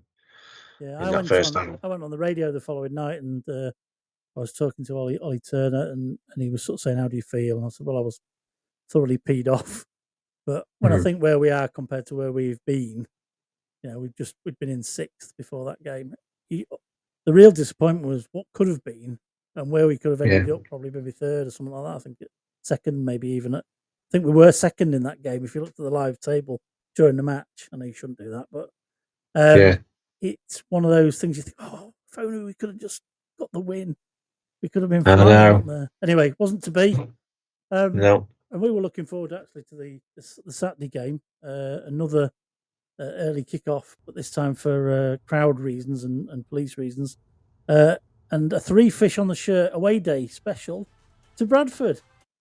Yeah, we did. 18,000 crowd. Big expectations of a rip-rotting performance in front of the 2,000 to 3,000 Town fans that were there, and it was as flat as a fart, wasn't it? Well, it was absolutely dire performance by Town. It was terrible. You mentioned earlier Svan Thorsen trying to play the ball in tight areas where he shouldn't have been, and giving away and putting us on the back foot. It was looking like it was cruising to a 0-0 at half time, and they scored right on the stroke of half time, which just that was a crappy goal. Yeah, well, wasn't it? We just like rolled in, and we just left our man at the back post. We then let another one in, but then scored a nice corner-headed goal from McJohnett, a flick header, which you thought, oh great, we can get back into it, get a bit of momentum, make them shit themselves, and we can get back into it. And we go and let another one in straight away, 3-1, and it just we just didn't as flat as anything, didn't it? I thought that game, I thought they were poor as well. Bradford, I think both teams were really slow. Yeah. Oh, yeah. It looked like they all had too much turkey. Didn't it? I said it's just everything's just so slow. There's no pace about it. So it was like the turkey hadn't run out quick enough over Christmas, and they made every possible recipe they could out of it. Still turkey trotting. Yeah, and they just looked full, didn't they? And then we're back at home for another big locally sort of game in Chesterfield. That was the game after which we had Levi Giles come on, and he talked through that game. Jordan Davis returned to the side with a goal to equalise Chesterfield's opener. And after the last 2 poor results, we were hoping that we were going to get a decent result. And overall, it wasn't bad. But the thing that stands out for me in that game is that Mandeville being a complete bell end. I've written here, celebrating in front of the Town fans. Just asterisk, I've got you. Well, yeah, that was I dictated these bits. It was. I said bell end. Just complete knobhead. Yeah. So 1-1 against Chesterfield, okay, but you know what? Yeah. We just couldn't find a way to get the ball. And then probably one of the worst games of the season. Getting beat by Barrow 3-0 away the following week. I remember at the fans forum, David Artell was telling me that it's one of the only games he shouted at him. He says, "It's not my job to shout them; it's my job to make them better." But I shouted at him that day because they didn't run around. They didn't do the basics. If you remember, they'd had a week off or something. They'd given them the middle of the week off, and they went to Iceland or something. That's right. Yeah. And it didn't. I don't think it did. Put it this way, it didn't help them. It looked like it had backfired. Anyway, probably the least said about that, the better. Moving on. There's a clip which I'll play out now. That's my online rant on the radio. to again Ollie Turner after the match. Dave. Lacked everything really in the game. There was no physicality, there was no fight, there was no passion, there was no pride. And can we ask David if holiday or a break was the wrong decision? They've let the manager down on that today, haven't they? And there's not any positives I can take from the game at all today. Wholly horrendous. We managed to give away a penalty for the fourth away game in a row. 1 point from 12 is not a great start to the year. What has gone wrong defensively? It's just dopey defending, really slack, poor, switching off, defending the ball through for Gox. He had 3 men around him. Defence had pulled that far across to their left. A Cass in the middle of the penalty area with a man overlap on the other side. He got the ball. It was an easy finish. The only positive out of the game probably was him saving the penalty. Green putting your man in the hoardings. He just totally switched off, and the final goal from the corner. No will to win the ball. Just totally inexcusable. It's a shocker today. It really is. Wow, we need some more in to put a bit of pressure on the guys that seem to think they can just walk into the team and play like that. So you could hear in my voice that I was pretty chuffed with that. And then we had another draw after not drawing many games. We'd drawn against Chesterfield the game before last. We had a really bizarre Tuesday night game, if you remember the Gillingham game. We've mentioned it a few times in our own conversations. But the game was played in one corner of the pitch, more or less. It was bizarre, that game. It was in the quadrant in front of the main stand and the Osmond stand, wasn't it? Yeah. The covered corner, yeah. That covered corner. It was just all in that corner. It was like for especially second half. It was forever. It was like, is it ever going to get out of that bloody corner, that area? And ironically, it was such a frustrating game. Gillingham side's going to come and be difficult. They were, and we won 1-0 down midway in the first half when their goal of the month was scored by none other than Doug Tharm. Oh, that was the game, wasn't it? Yeah, great left-footed own goal. He couldn't have hit it any better. And it just thundered into the back of the net, and I've never heard such a collective gasp of a home end going. Oh, God. But I felt sorry for him because he'd been nothing but superb for us most of the season, hadn't he? Oh yeah, that could have gone anywhere. So, but he had his personal training plan, didn't he? And on that training plan was to move his feet quicker. Not look up where he's going to clear the ball, to look where the ball's going. He's moving his head. That's right. If you remember. See that goal behind you? Don't put it in that one. Other end, mate. Yeah, but it was weird because Gillingham had scored only 2 goals in the month. One at Tranmere the Saturday before, and then ours on the Tuesday night. They were both own goals, and ours was the better one. So Doug Tharm won Gillingham goal of the month. Gillingham goal. It was a cracking, good finish. It was a belter. Left foot volley right in the top corner. Yeah, but poor January finished up with us being in 10th position. Walsall still on top by 11 points. So you think back to, where we are now and what happened at the weekend, and think Walsall at the end of January are 11 points clear. 11 points clear. That is just mad. What we're hoping for now is a fantastic February, and it came as if on the wings from heaven. 4 wins: Bromley away, Carlisle at home, Donny away, and Fleetwood at home, and some real good talking points in these few games. So away at Bromley for the first time since we got drubbed in the rain in the non-league days. And Andy Woodman, although we beat them, seemed to be a little bit more upbeat about his relationship with Town fans. Had a bit of banter with us. But the real big talking point probably for Town is that Danny Rose goal in that game. Talk me through it. Oh, the Scoopy Whoopy one. Yeah. Yeah. So Greeny gets the ball in from the right. Yeah. Yeah. Gets it. Comes in. Yeah. And he's falls on the floor, sat on the floor between his legs, wasn't it? Yeah. And he sort of flicked it up and looped it in the back of the net. Yeah. And Jason's in the back of the net, catches it, and goes, "What the fluff is going on here?"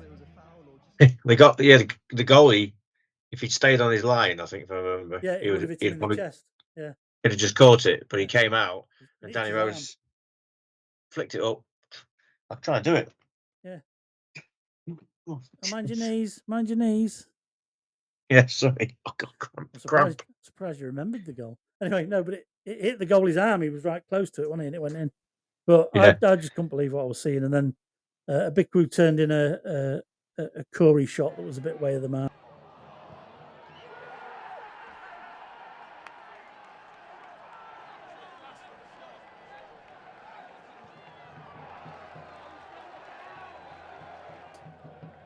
So Bikwu managed to get on the end of a cross-come shot from Curry and steered the ball into the net. And we saw, I think, for the first time, the old Spider-Man celebration.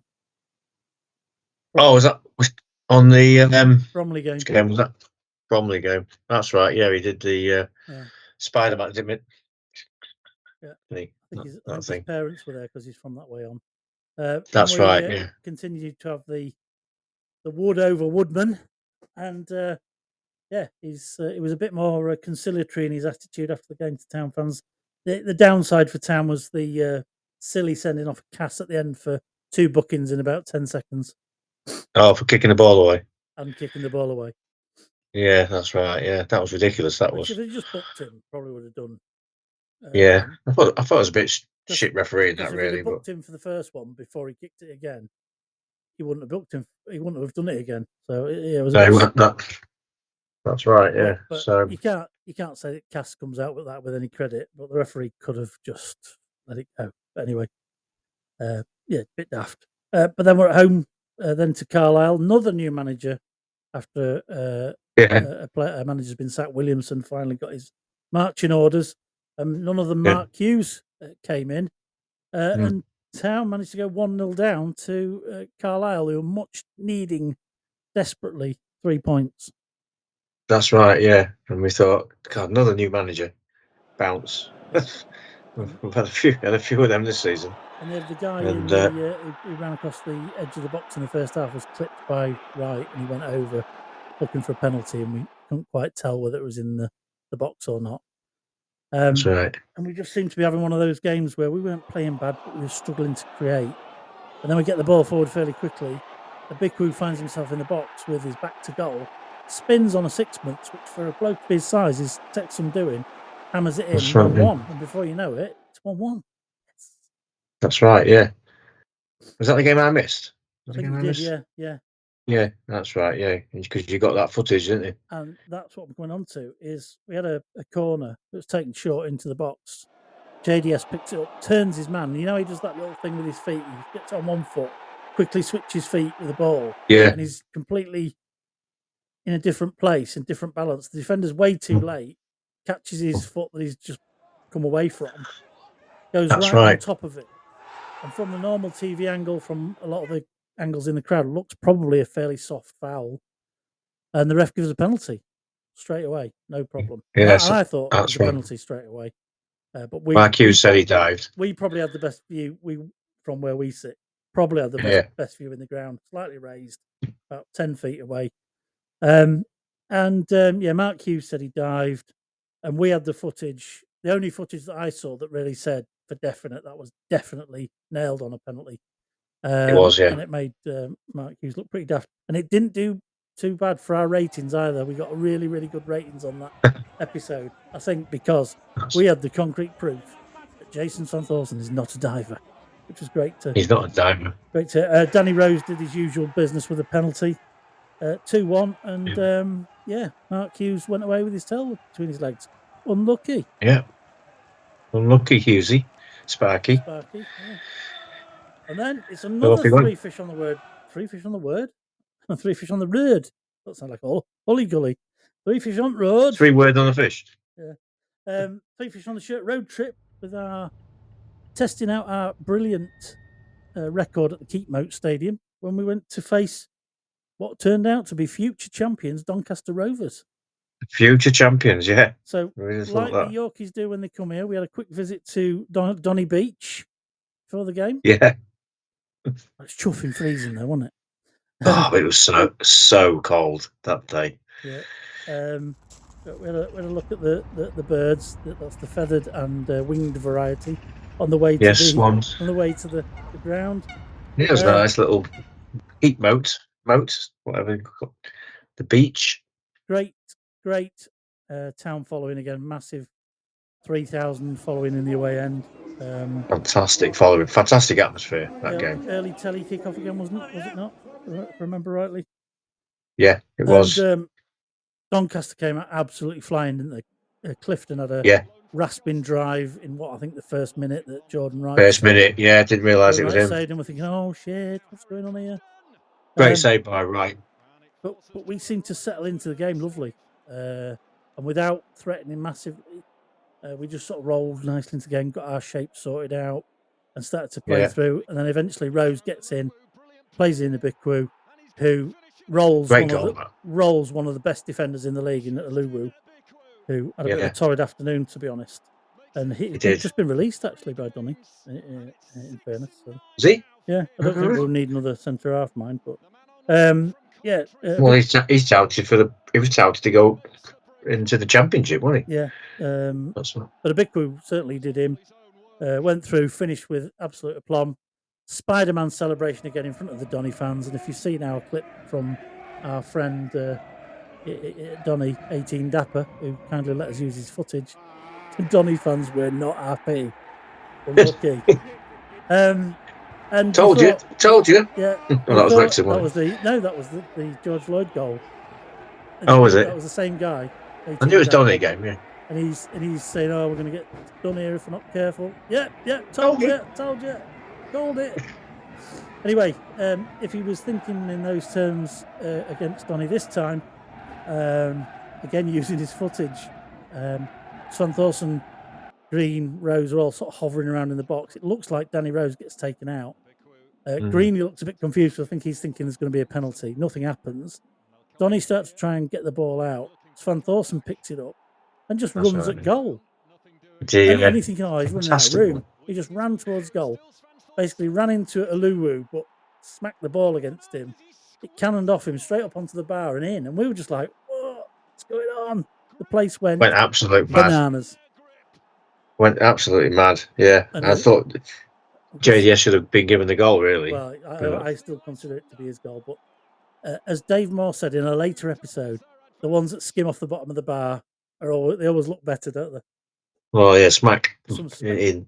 Spectacular.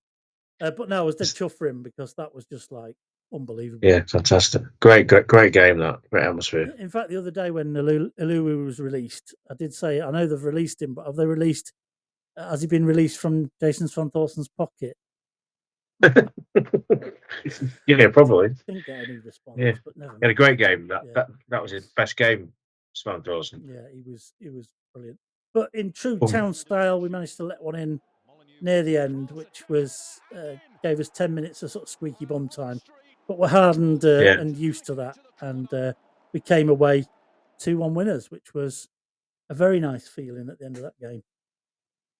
That was it, yeah. There was them games. These games are all slightly different in February. We like Doncaster game, we were 2-0 up. They got a goal back. We held on. Yeah. And then there was like the Bromley game, 2-0, clean sheet. Yeah. And Carlisle game went behind, come back from behind, didn't we? Yeah. So they're all slightly different. Donny game, we were games rolling and then let one in at the end. And then this one, the Fleetwood game, we went 1-0 up. It was a cracking goal from George McEachran, if you remember. So Tham had the ball on the right, had nowhere to go really, rolled it into McEachran, and you just expecting like a chipped in, hang it in the box cross. And he leathered it. He just absolutely mullered it straight into the top corner. Yeah, didn't think he could do that. Wobbling in the air sort of shots.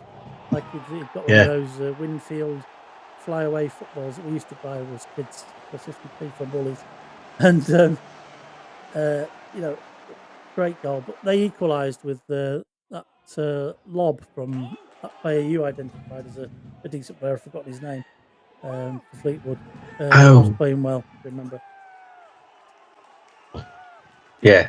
Yeah. I think he came on as a sub, I think. Come back to me. Naylor. Was it Naylor? I thought it was somebody else. Anyway, by the by, he looked really good up front for them. But he held the ball up well, and I think he'd scored twice in about 50 games or something ridiculous. And he was proper arsey with the fans when he went over to celebrate. But just to put a tin on it, Town won the game with a nice free kick routine, which none of us spotted. Well, I did, but you were moaning about it, and Sean in front of us was moaning about it, and his brother. Free kick was taken wide out short to Hume, who put a perfect cross in for Rhodes just to get the deftest of headers on into the far That's post right, for a 2-1 win, giving Town 4 wins from 4. And Town finished the month in 8th, which seemed weird when we'd like won one, drawn one, lost one in November, and gone from 10th to 6th. We win 4 on the trot in February and go from 9th to 8th. Bizarre. Yeah. It was weird that we didn't go anywhere, and then we winning all them games. We ended up in 8th. Yeah, thought we should be higher. Yeah. And then we're back to Tranmere at home. We're off the back of 9 away defeats and have got a new manager. Surprise, surprise. Town seemed to be the new manager of choice team to face. And I think this game for them was probably a turning point, because I think prior to this game they were probably going down. And there was a couple of bizarre incidents which actually kind of defined the result. First off, Tranmere scored. Ball went over the line by about 4 foot. Whoever was on the line cleared it from well behind the line. They're all appealing for the goal. Referee doesn't give it. Town sort of half switch off, but they're still playing. But their player carries on and just belts it back in, and it just flies through everybody, and it's 1-0. The most bizarre thing we've seen for a while. And then we then huff and puff and really struggle against this newly energised Tranmere side, who managed to, through a business meet with one or two of their players before the game. And the equaliser was equally bizarre, if you remember.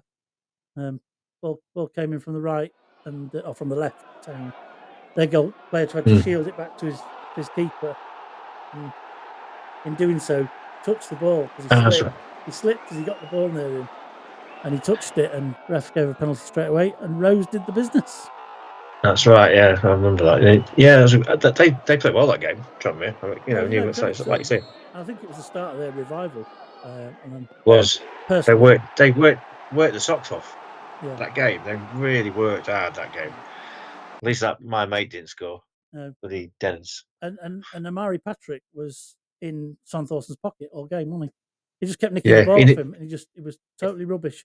And he was the only one that was playing well before that.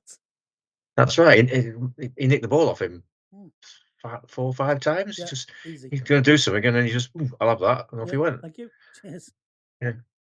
And then we went on to probably one of the best results of the season, I think, in facing Walsall, who were formerly high flying. I think by the time we played them, they were down to 1 point, 1 point lead at the top. And it all started to fall apart when their striker Lowe went back to Stoke at the end of his loan period. And although it was one of the better performances, the start wasn't great. Corey gave the ball away early on in that Walsall game. And they ran up, pretty much scored after 5 minutes, and thought, oh, here we go. But for some reason, and I think you said this as well, didn't actually feel like we were going to cave. I don't know why. I just had a good feeling about the game. No, I didn't think we were going to cave. I thought we looked good, and I wasn't worried at all. Is that a game that Cass somebody go off injured, and did that Warren came on? Yes. No, Warren started, I think.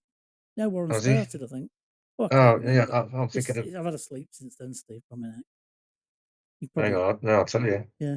So I'll cover off. Yeah, it was. Warren came on for Cass. Oh, right, okay. It was a good job he did. I got it on my. Yeah. Oh, nice one. And that's well remembered. I like it. Yeah, and I thought at the time I wasn't too fussed about that. I wasn't too worried about that. I mean, because Warren got better as the season went on, didn't he? That's right, and he came on, and then I think that game we had. Yeah, there was the starting lineup for Town at the back was Rogers, Cass was and McJanet in the back three, if you like. And so when he went off, and Warren came on, and I thought, well, he looks a better player in that position. Yeah, no, I can remember that play without, and then I thought, and that's when Cass ended up out of the team. He did for quite a bit.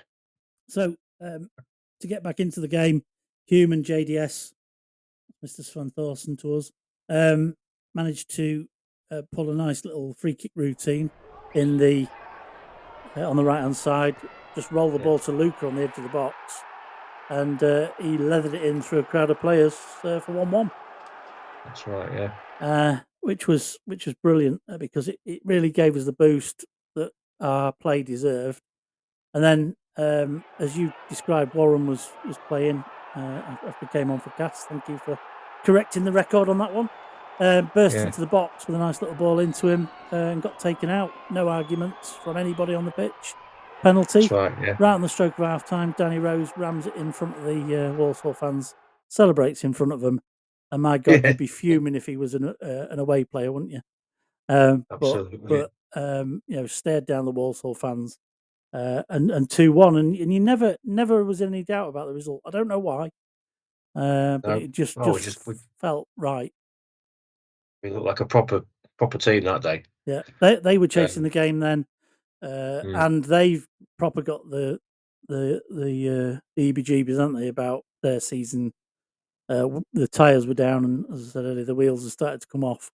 And definitely. I think they'd won about 2 in 13 at that point or something, and I think they ended up end of the season it was winning about 3 in about 25, something like that. Ridiculous. That's right, yeah. I can remember some Walsall fans saying that how well we played that day. One of the best teams that they've seen there. Yeah.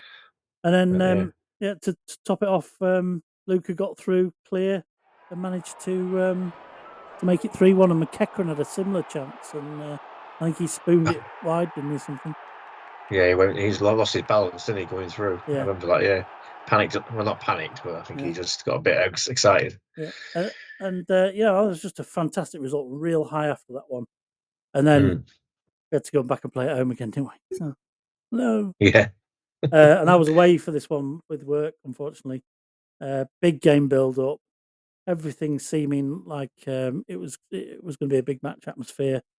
And again, I think it was a fairly even game, if I remember rightly from the TV viewing. But once we let one in, you just knew that was a problem. And Artel said it after the game, at 1-0 down, we weren't going to die wandering. We lost 2-0 actually by pushing for an equaliser, which never came. Yeah. And again, it sort of felt like a little bit of a downer without being a massive disaster because there was another game around the corner. I know, yeah, but it was just like going. We beat top of the league Walsall, didn't we? And then we said, "Right, I've got 2 home games now." I remember 2 home games. We actually had 3 home games on the trot, didn't we? We had Notts County, Salford, and Newport. That's right, Notts County. Oh, that Notts County game was rearranged from the frosted off game, wasn't it?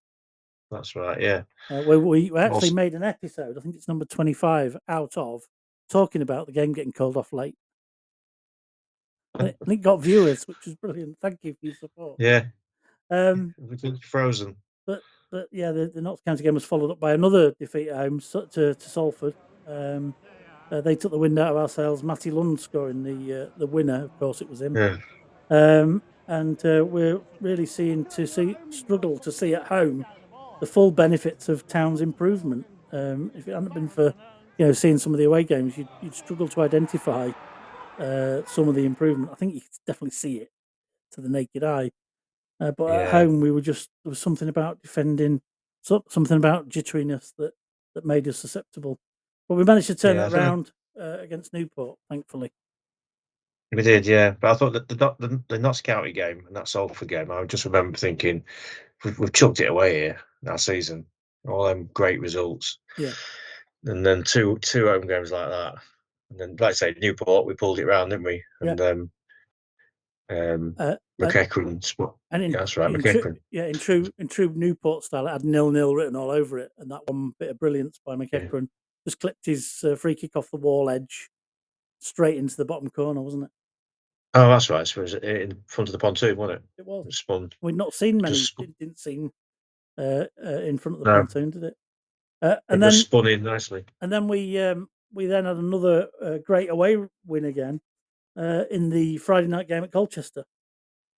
That's right, yeah. So, Colchester game. Sky game, we're up against the Wara Edwards, who was a bit of a problem all night, although overall, Harvey Rogers controlled him pretty well, apart from when he scored. I mean, he went a bit left, but it was a great finish.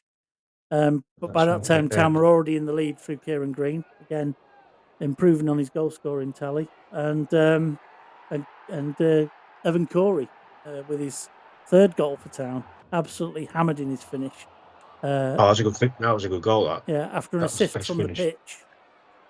Yeah, that was his best finish of the best goal he scored this season, I think. Yeah, the ball was bouncing around in the back of. That's right. The ball bounced up, didn't it? It bounced up, hit the guy on the knee, straight to Barrington, who got the ball forward quickly, which seemed to be a feature of our play.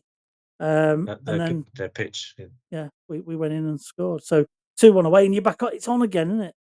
And then that's it. And then it really did start to sort of seesaw after that, because the following Tuesday we were away at Crewe. Managed to meet up with an old buddy of mine from work, and again, having struggled with injuries all season, we had 0 fit strikers because Rose was out on April Fool's Day with his concussion protocol. And it looked like it because we didn't really create much, and we fell to 2-0, although Dimitri, who scored the second one late on, shouldn't even have been on the pitch, should have been off just before half-time for a second bookable. That's right, yeah, he should have been off, shouldn't he? He got that goal, didn't he? Second goal, was it? Yeah. Second goal, yeah. And so we then turn the tables to play Morecambe at home, and this game really showcased the best of Greeny. 2 goals, either side of a Barrington blaster, which was brilliant.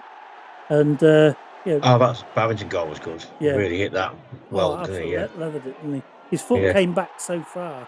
Got that much power behind it. It was unbelievable. And it was still good. It was still going in the back of the net, wasn't it? Yeah, but it was the two or three games after that probably defined the season. In those last few games, we had the 2-2 draw at Harrogate, the 2-2 draw at Port Vale, sandwiched either side of 4-0 home defeat to Swindon.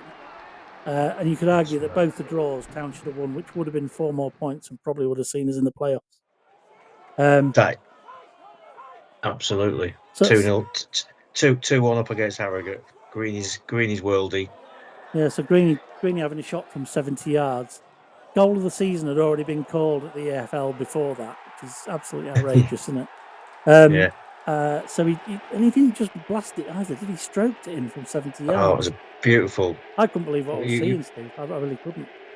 No, I actually shouted. I was watching it at home, and then got the wife in. I said, "Come on, have a look at this." Yeah.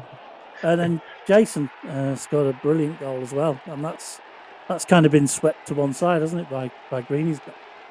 That's right. That was a good goal in its own right. Yeah. So 2-0 up half time, 2-0 up with 5 minutes to go, and you're thinking, yes, this is another 3 points in the bag, and bang bang, before you know it, 2-2 draw feels like a defeat. Yeah.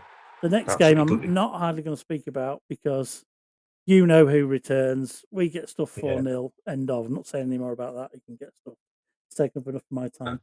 At least he didn't lord on it, did he? No, at least he didn't. thankfully. But then we go and do the same at Port Vale. 2-0 up. Danny Rose brace. Clever little goal in the first half. Penalty in the second half after Corey had been taken out. And really making himself Mr. Popular in front of the home fans again when he scored, which is nice to see. But again, they celebrated it. They celebrated winning 2-2, didn't they? Yeah, and Tolaj, their striker, had an awful game. Managed to score, and in the 95th minute, Barrington had a golden opportunity to clear it, and he fell over. They got the ball into Deborah, who managed to sweep the ball into the net.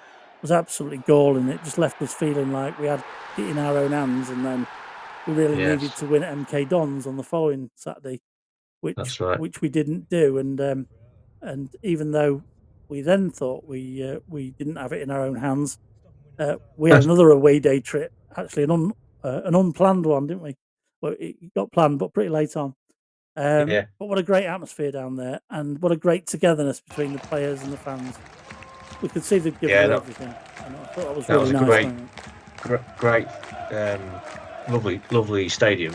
Lovely, the ground. I was pleasantly surprised. Yeah, definitely. Yeah, it was a nice sunny day. It's quite hot, but at the end of the game, wasn't it? When we was like the players came over and Van Thorson was in tears. Yeah. And all the fans, I can remember all going, "Come on, we're still in it. We can still do this."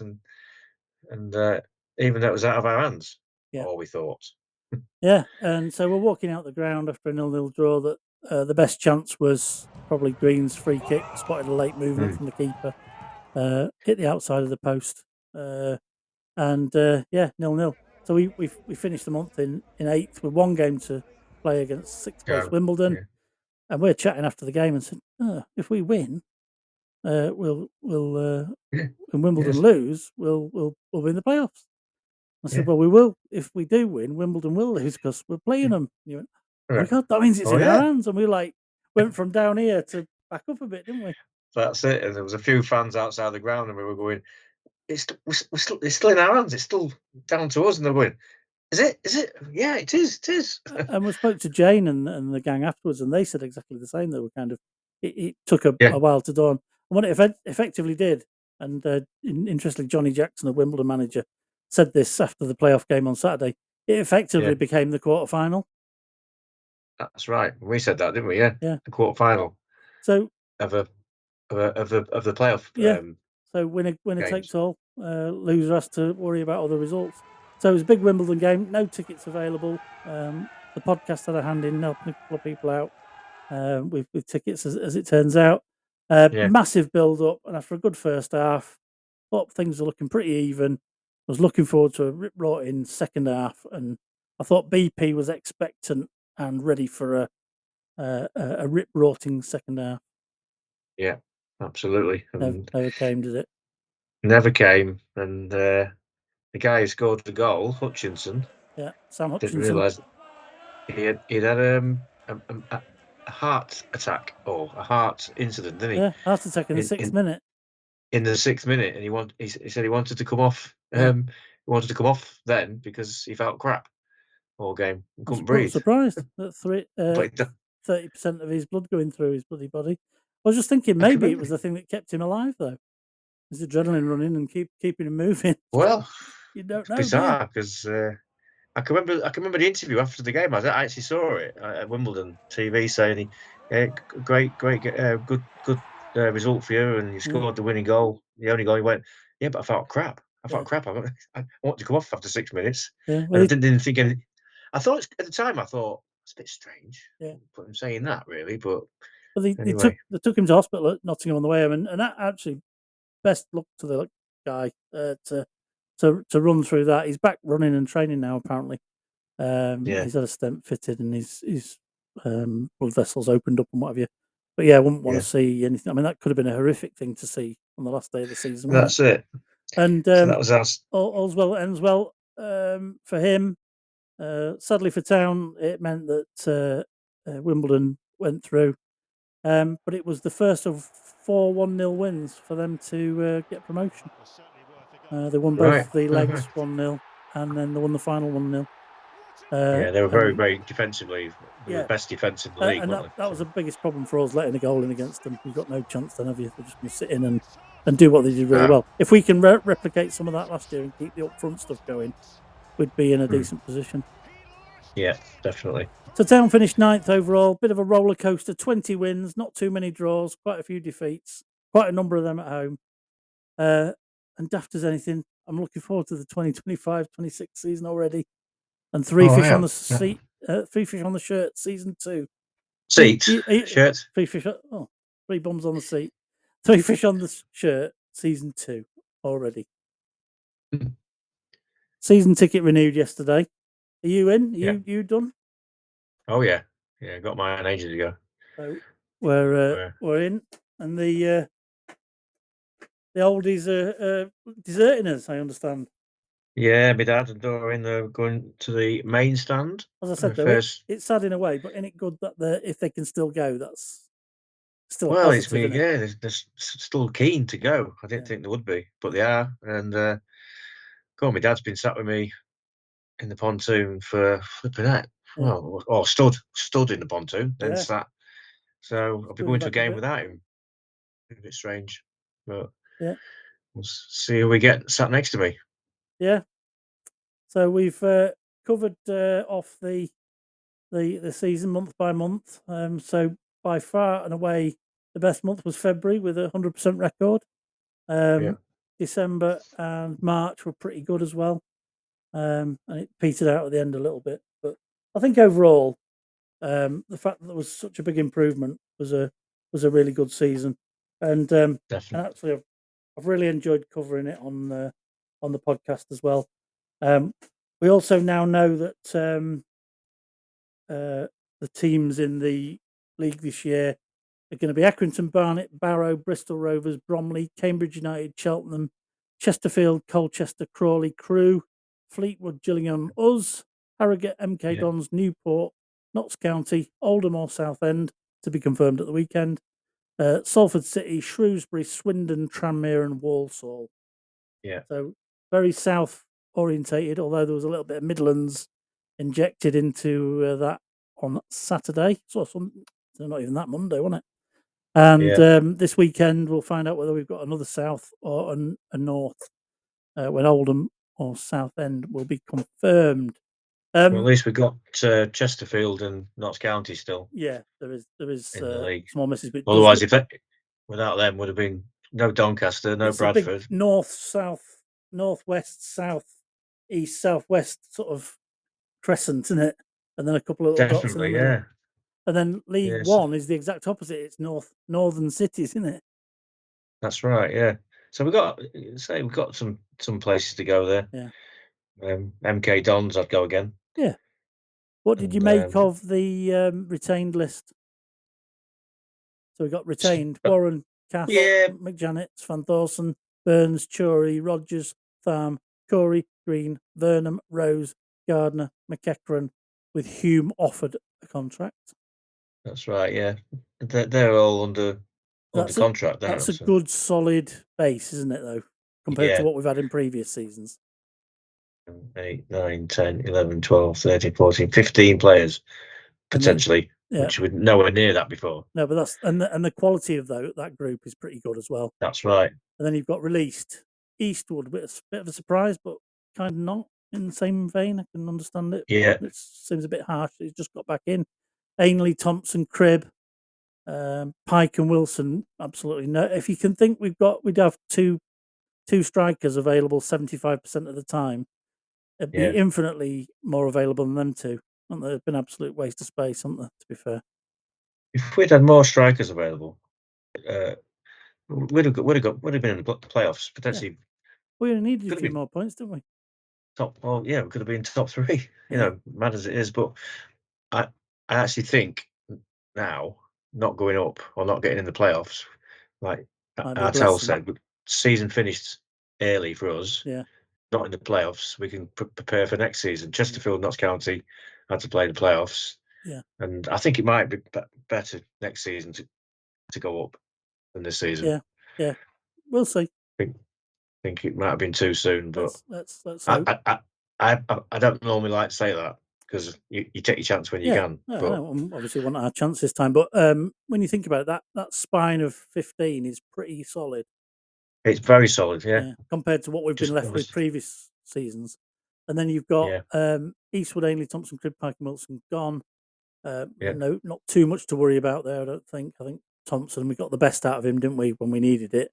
Cribb, never saw anything of him. Obviously hasn't impressed enough. Not really, no. Ainley, very much a bit part player. Got the impression we'd given him a chance to resurrect his career after his tough time, which is indicative of the way the club's been run from a cultural perspective.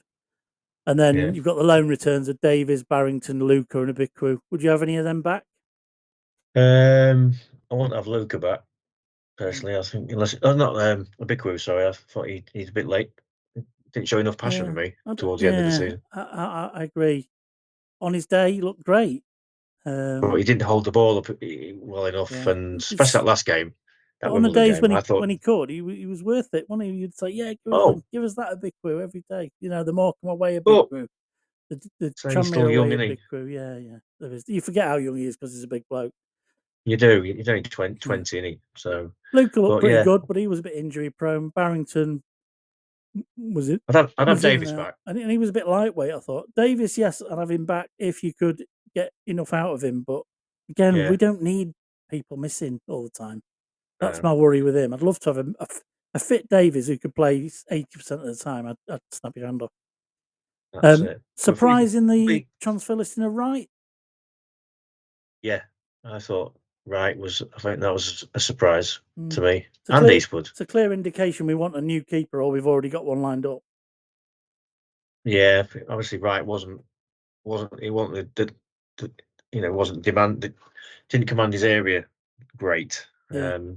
Good shot stopper, but there must have been work because his kicking was poor as well. So there's a few they probably decent worked on some of his aspects of his game, and he wasn't improving. He's not young, is he? He's 24, 27. Was he 27? 27, I think. Yeah, he's not had a lot of massive load of experience either before he came to town. No. Carson, some reason, something not right there. He's never. I mean, he was signed at the start of the season, and he's never really made the grade. So whether he's just not shown it or not, and no, he's not. He's gone. So he's there's gone. 1, 2, 3, 4, 5, 6. Well, he's transfer 7, list, 8, isn't he? 9, 10, 11, 12 spots in the squad. You know, if you can back them 15 up with another good quality bunch that are actually going to be available, then you're on the cusp of good things, hopefully. That's right. It depends how many goals if he's going to use Seb Orton anywhere, because he's not on that list, is he? But he's still at the club as a as a junior, one of the junior players, isn't he? Scholar or whatever. Yeah. So probably be. Well, there might be one goalie in, possibly two. Yeah. Well, probably need two really. Yeah, I think you're right.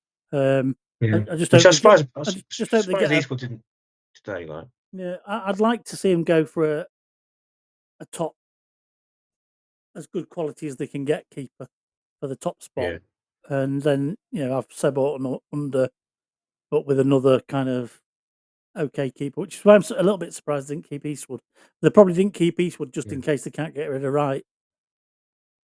That's true. Yeah, could be. So if they end up with Wright as a second keeper, they probably wouldn't be too worried. That's right, because you can't have 4 keepers, can you? No, not 3. really. It's a bit of a waste of money, really, isn't it? Yeah, so it's a good starting point, anyway. Yeah.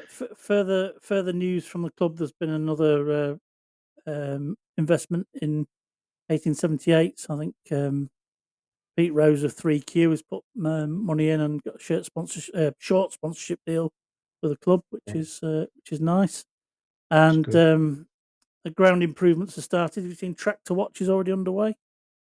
Yeah, I see that. Yeah, they've taken the pitch up, haven't they? Yeah, they've really ripped it right back up further than I thought they were going to. Yeah, I thought that as they've well. dug some core samples to see about stabilising the structure as well, by the looks of it, which is interesting. Things to look out for: kit launch is coming for sort of Father's Day-ish, by the sounds of things I've heard from the club. And fixtures are due out on the 26th of June, with the first match being on or around the 2nd of August. Right. So that'll be Wimbledon. Building already, it won't. Oh no, of course it won't. It definitely won't be Wimbledon.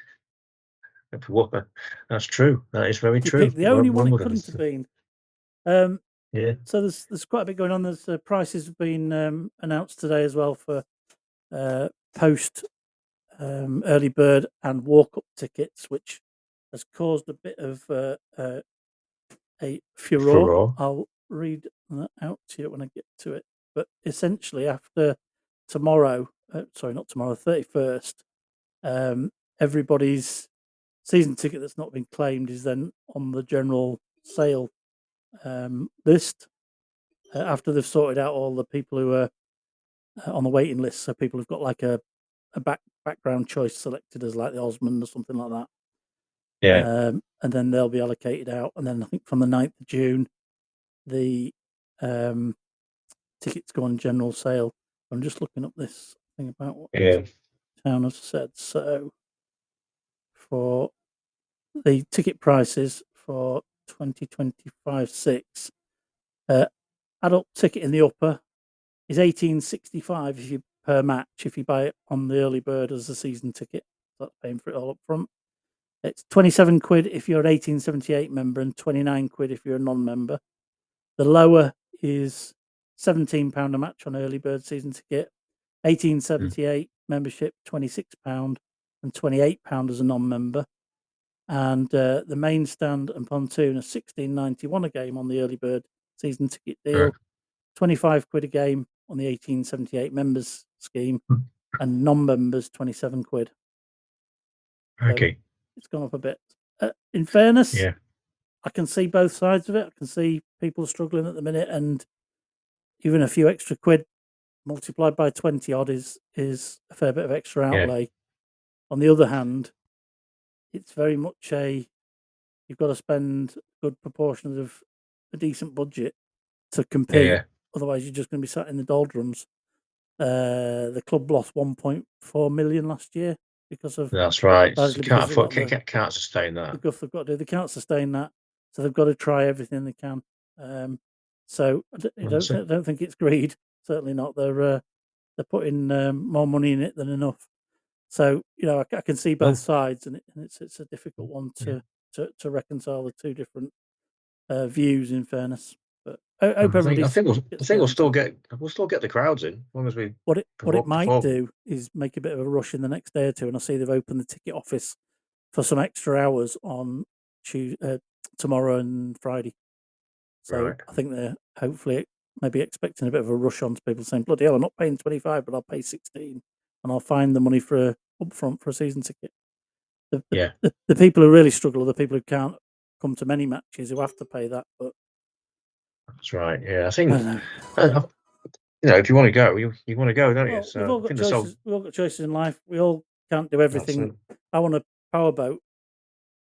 I don't actually. But go on, bullseye then. I might. Well, yeah, I might want a powerboat. I can't afford one, so I'm not having one. Much as I would hope that it was within the reach of everybody. Sadly, that's not the way. Ferrari. Not the way the world works. It's not quite the same. But and I'm making the same point as you are. And I know it's not quite the same, but we all have to make choices. And that's right. Like I say, it is what it is. I think it's difficult to criticise anybody in that position, and I wouldn't want to. But fingers crossed. And I know Andrew was also talking about looking at getting extra investment in. He was talking on the DN35 podcast a few days ago, and he was talking about one of the options, which was quite exciting. And I think I might know what it is. All right. I'll tell you off there. Keep it to yourself, then. All right, then, mate. Anyway, I'm going to go now. Thank you for joining us in this review and little clips from our enjoyable first season. Thank you for your time and doing this with me. It's been a pleasure. Enjoyed it. I look forward to been fun carrying it on. It's been a roller coaster. Yeah, it's been a pleasure, mate. Really enjoyed it. Good. Yeah. So from little acorns to massive oaks grow, and that little forest green game where we did a little tester. I still didn't imagine it being this. Yeah. So thanks again, and from that little forest green game, you've still got your little crib notes, have you, from us doing that? Yeah, I've still got my notes. Yeah, I'm going to keep them. I still never imagined it growing into what it has been, and this is episode 44, and we're just signing off for one last time, as we say, "Up the Mariners! Up the Mariners!" Good, everybody. Keep in touch over the summer, and all the very best to you and Lucy, and we'll speak to you very, very soon. Yeah. Thanks to everybody for watching and listening, and we'll see you all soon. Watch this space. Cheers. Cheers, mate. All the best, Dave. Yeah, see you, Steve. Yeah, we'll have to go out for a beer. This is TNT Sports' Adam Summerton, and you're listening to Three Fish on the Shirt.